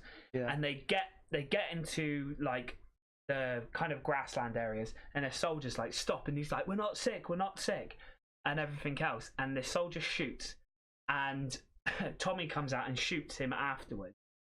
And you see that Joel's like kneeling there, and his daughter's kneeling there, but she's been shot. and she is crying and whimpering. You know how realistic we've seen the trailer too? Yeah. She's crying and whimpering. Yeah. And he's holding her while she dies in his arms. Now, he was a solid dad to the end, and he carried that passion for his own daughter over to Ellie for protectiveness. Yeah. Now, how the hell he is second, I will have no idea on this list. Personally, let's help him out. Hey there. Hey there. I'm back soon. All right, it's fine. Don't worry. It's a website that's like very little credit anyway. But yeah, I think that Joel is one of the best. Yeah. I would put him definitely top 3. Without a doubt. Deserves to be there, definitely. At least. He's a definite top 3. Yeah. Geralt, Witcher 3. Have you played Witcher 3 before? No, I haven't. I've played Witcher 3. Didn't even know he was a dad. He is in that game. You can basically make him do anything with anyone in a way, and there was no way. Like, I've seen some really horrific, kinky stuff in there. Like they have sex on the back of a stuffed horse in one of them, or I think it might be a unicorn. Oh, even better. Which is absolutely crazy. Yeah. But I didn't know he was a dad. So for not knowing he's a dad, he instantly gets a massive downvote from me. Yeah. I don't know about you. But by the sounds of it, yes. Doesn't deserve to be there if you didn't realise he even was one. So say about him.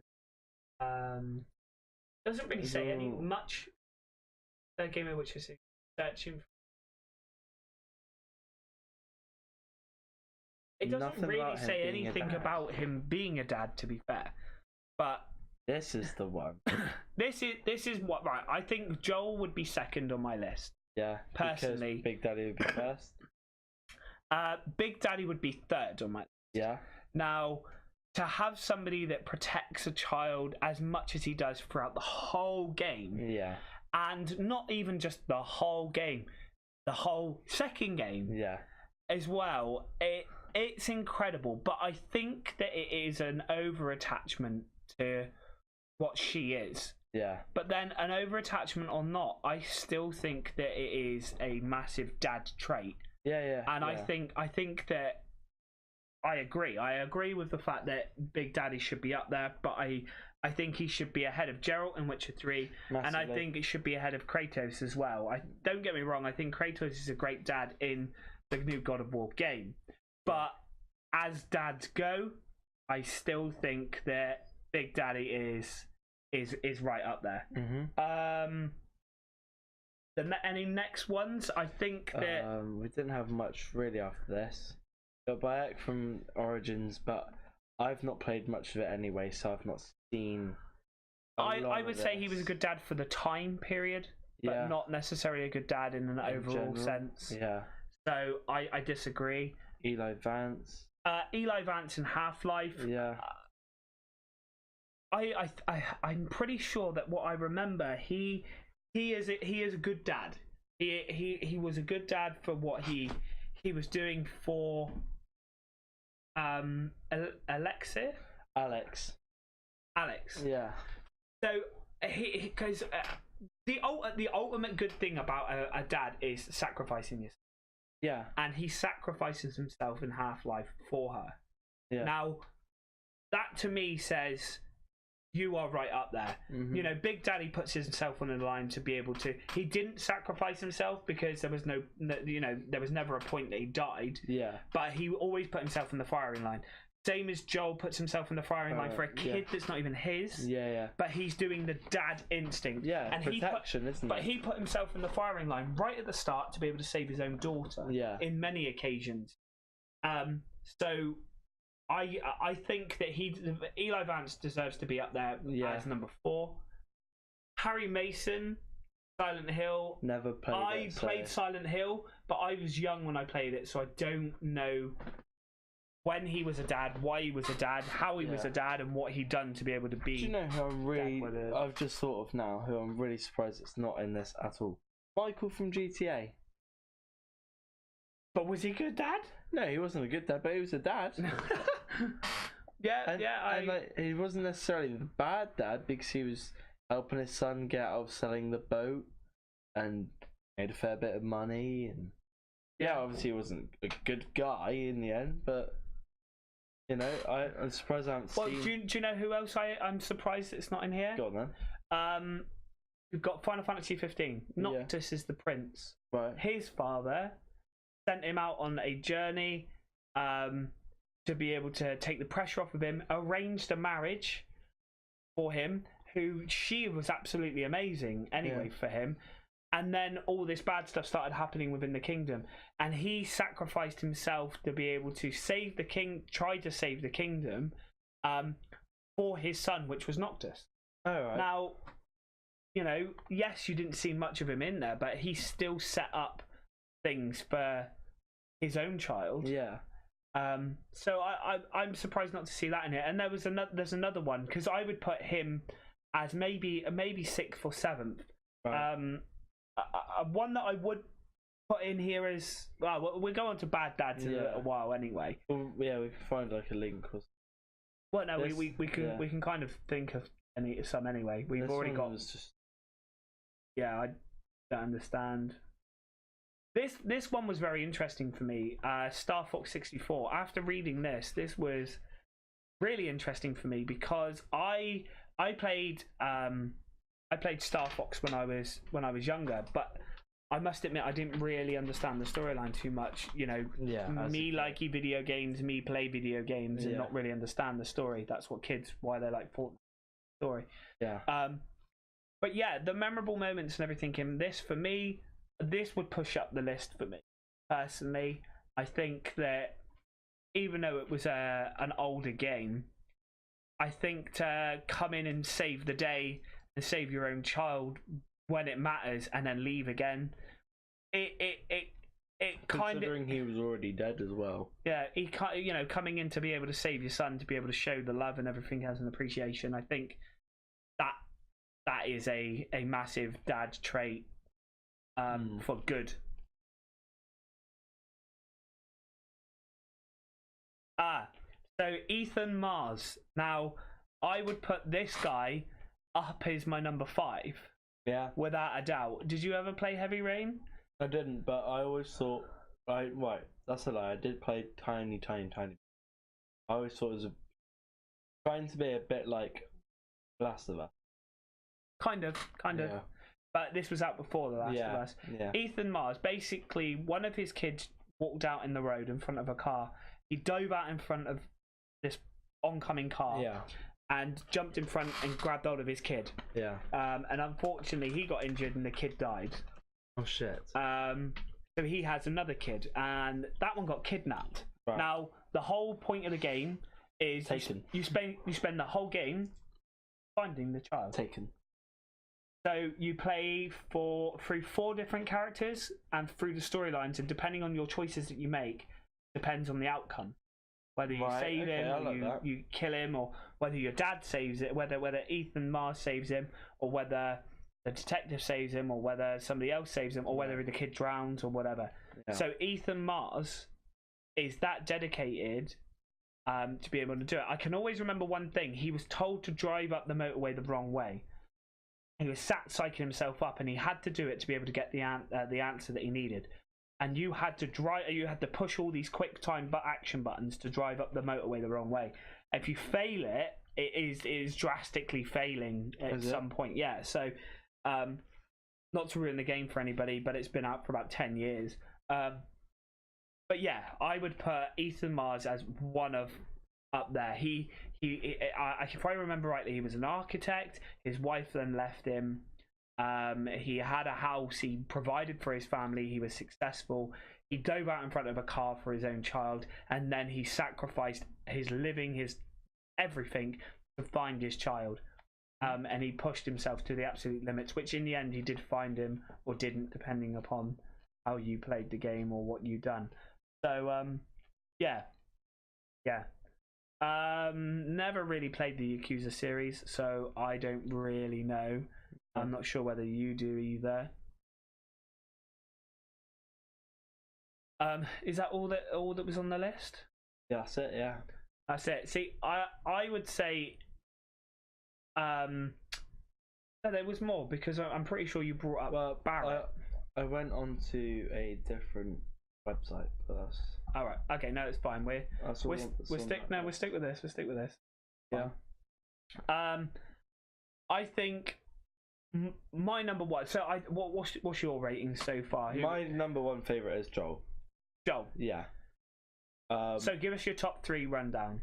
Joel number one, and then I'd have Big Daddy number 2, and then I'd probably say Michael actually from GTA. From GTA, it's number 3. It's only nice because it's something that I've played. One. Yeah. And I played as Michael quite a lot. Yeah. So that's something that I would pick personally. Yeah. Well, explain Michael a bit because we haven't explained that. So at least I can understand. You can, and the audience can. Obviously, Michael is the rich guy. When it comes to GTA 5, you play as him. I think as first character you get to play with. No, it's Franklin. He's the first. Stereotyping. I didn't say anything about him being a different race, did I? No, I'm just saying that Rockstar stereotyping. Oh, Rockstar, right? Okay. Good save. But Michael is he's definitely before Trevor in the game. He's the second character that you get introduced to that you can play as. You have family, kids. You got this brat son that smokes bongs and does nothing at school or college and plays games. Sells his gamer addiction. Yeah, disorder. Sells his dad's boat and things like that, and his dad goes on like a bit of a chain of basically picking up the pieces for his family. His daughter wants to be like a celebrity, and he thinks his wife's cheating on him. So he's got like all the Hollywood sort of drama, and the money to go with it. Then he gets into business with Franklin, and you know he's probably my favorite character from the GTA 5 series, just because of his actual character itself, money he has, and yeah, favorite. Yeah. See, so my list would be Ethan Mars would be 5. Yeah. Can't remember who I said was 4 now. You said something like Kratos being up there. Joel being up there. Joel's Big second. Daddy being up there. Big Daddy's third. Oh, Eli Vance would probably be 4th. Yeah. 5th, already said. 6th would probably be Kratos, but 1st would be a completely different one. Go on. Seto. Seto. It is Red 13's father from Final Fantasy VII. Oh, okay. Now, basically, Red 13 is this dog-looking creature from Final Fantasy 13. You find him near the start, being experimented on. You venture through the land and you get back to Cosmo Canyon, where he used to live. Right. And his grandpa raised him throughout. So I think his grandpa needs a good mention as well. Yeah. He raised him, taught him a lot and everything else. Because he's a dog that can talk, you know, it was kind of like thought after. So the Shimra decided to kidnap him and experiment on him and see why. Yeah. Now, he comes from a long line of this type of creature, and there is a canyon that goes through where these warriors years and years ago used to come in and try and invade the village and everything else. Yeah. And Red 13 remembers, because I think he's 100 and something, Christ. or something like that, which is like a teenager for his breed. Right. And years and years and years ago, he basically remembers his dad leaving. And he said that his dad left, he left mum, he left everything and all of that. And he's never come back and he's never seen him. And his grandpa was like, I didn't know that you thought that. And because he's been away for years being experimented on and everything. Yeah. He's like, I didn't know you felt like that. And he's like, come with me. So he leads you through the canyon. You fight all of these guys and everything else, and then you fight this massive evil spirit at the end. Guardian games do. Fight this guardian, and he says, "Look up there." And he looks on top of the canyon, and there is a animal that looks like Red 13, which is his father Seto, and he's turned to stone. And basically, these warriors had spears that they would throw, and if it embedded in you, it would slowly turn you to stone. Right. And basically, he's been turned to stone, but he's still living, so he's still alive, but he's just stone. And he basically makes noises and everything else to have fended off all these warriors over the years. Right. So he sacrificed himself not only for his son, but for his wife, for his family, for everybody that was there. Yeah. And he still is there, living in stone today, because Red 13 starts crying, starts howling and everything else, and you see his dad crying, so you see tears coming out of him and everything else. So he's crying.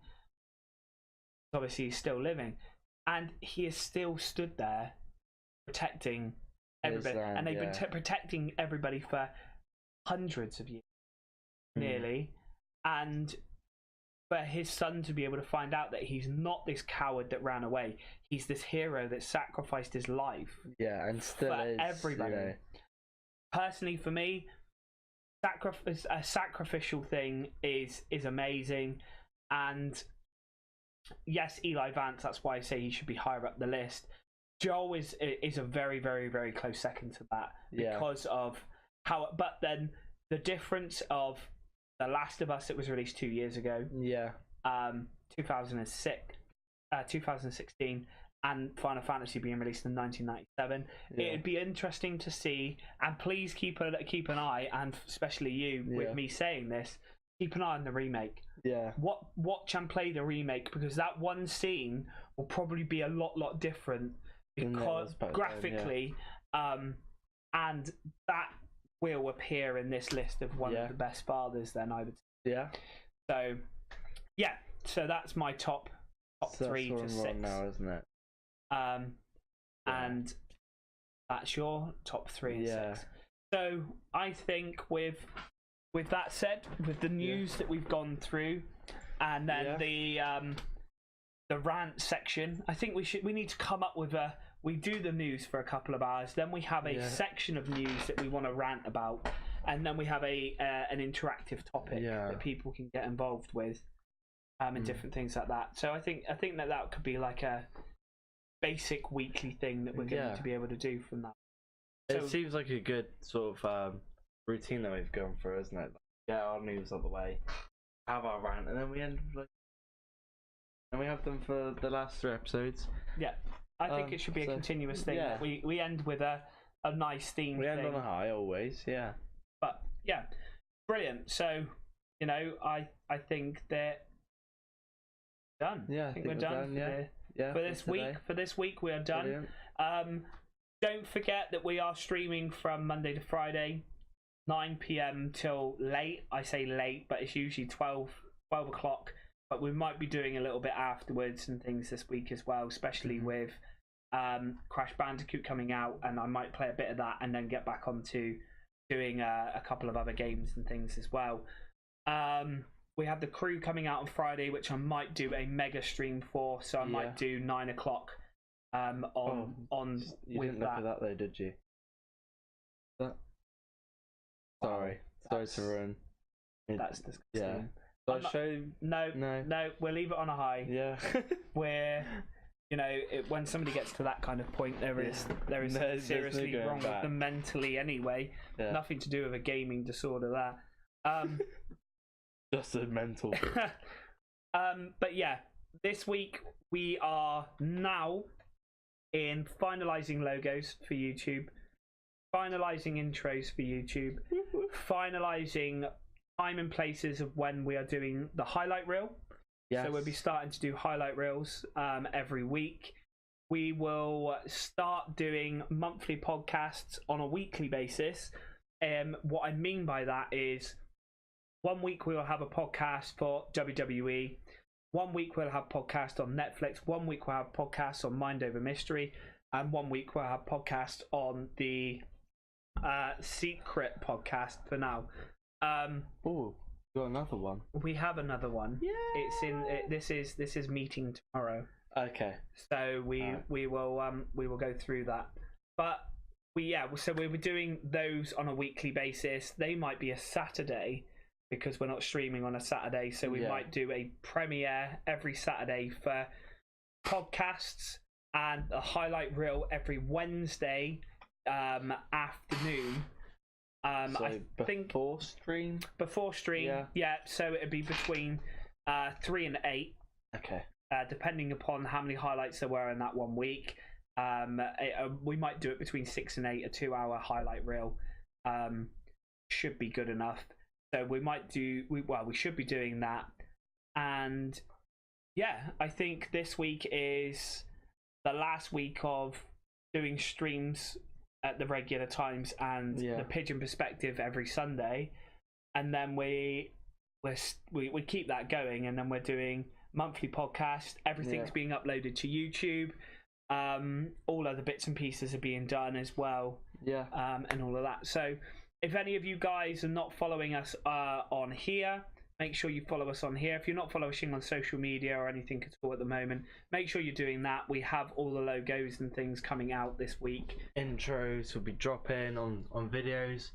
So keep an eye out on YouTube as well as here, and mainly Instagram. Look out for links and things because that's where we're busiest. Instagram is our busiest. Our Twitter's back up and running now as well today. I didn't tell you about that. That's right. I don't use Twitter anyway. And Facebook, we're always up and running on as well.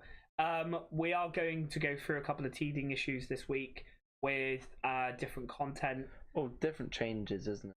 Just well, yeah, it's, the first 4 weeks we were kind of like it's teething. We're gonna see how it goes and see everything else, and then from hopefully Sunday next week we will be pushing through with all the right stuff, all the right content. It'll be in all the right places, and still keeping the stream regular, and all the stuff below will be updated shortly, along with schedules, which will be updated. Discord links will be updated. All social media links and everything else will all be updated. All there for your convenience and for your pleasure. So, it's been a great evening. It has, yeah. I've been Martin. And I'm Jordan. And this has been the Pigeon Perspective. So Episode 3. So make sure you tune in next week at 8 p.m. British Standard Time for the Pigeon Perspective Episode 4. And hopefully by that time we will have Episode 1, 2 and 3 up on YouTube for you as well. With a catchy intro and... we should be doing the intro for the Pigeon Perspective as well. So we'll have the catchy intro and everything else ready for YouTube. And keep an eye out on the YouTube channel as well for tutorials, for Streamlabs, how to set up green screens, tutorials on how to do parental settings on the PlayStation. Actually, that would be a big one. And also how to get around that you have content bought on one account and you want to use it on another account. I go through how to walk through things like that, and we do have other tutorials coming up. We do have other videos of other games, walkthroughs, trophies, and everything else is all coming up. So make sure you subscribe to the YouTube channel as well once we've got content up there. Good times. Awesome. Good times. Wicked. Right. Thank you very much, Cheers, guys. See you next week. Woohoo! We need some exit music. Yeah. Yo, thank you so much for watching, my fellow pigeons. It's been an honor. Don't forget to click the subscribe button here on YouTube for all our latest updates on live streams, podcasts, monthly podcast, highlight reels, walkthroughs, tutorials, and our trophy hunting guide as well. Click the link here, pop across to our Twitch channel, give it a follow, give it a sub for all the latest and greatest streams and podcasts that we do. pop across to all our social medias, give those a follow. That will give you all our latest and greatest updates for everything on PvE. Sign up to our Discord.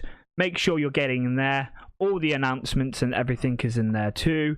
You can also socialize with other members of the flock, including ourselves, telling us what you want to see, how you think things are going, and just your general opinion. Your opinion matters to us in the coop. Thank you guys once again. Take care and hopefully see you in the next video.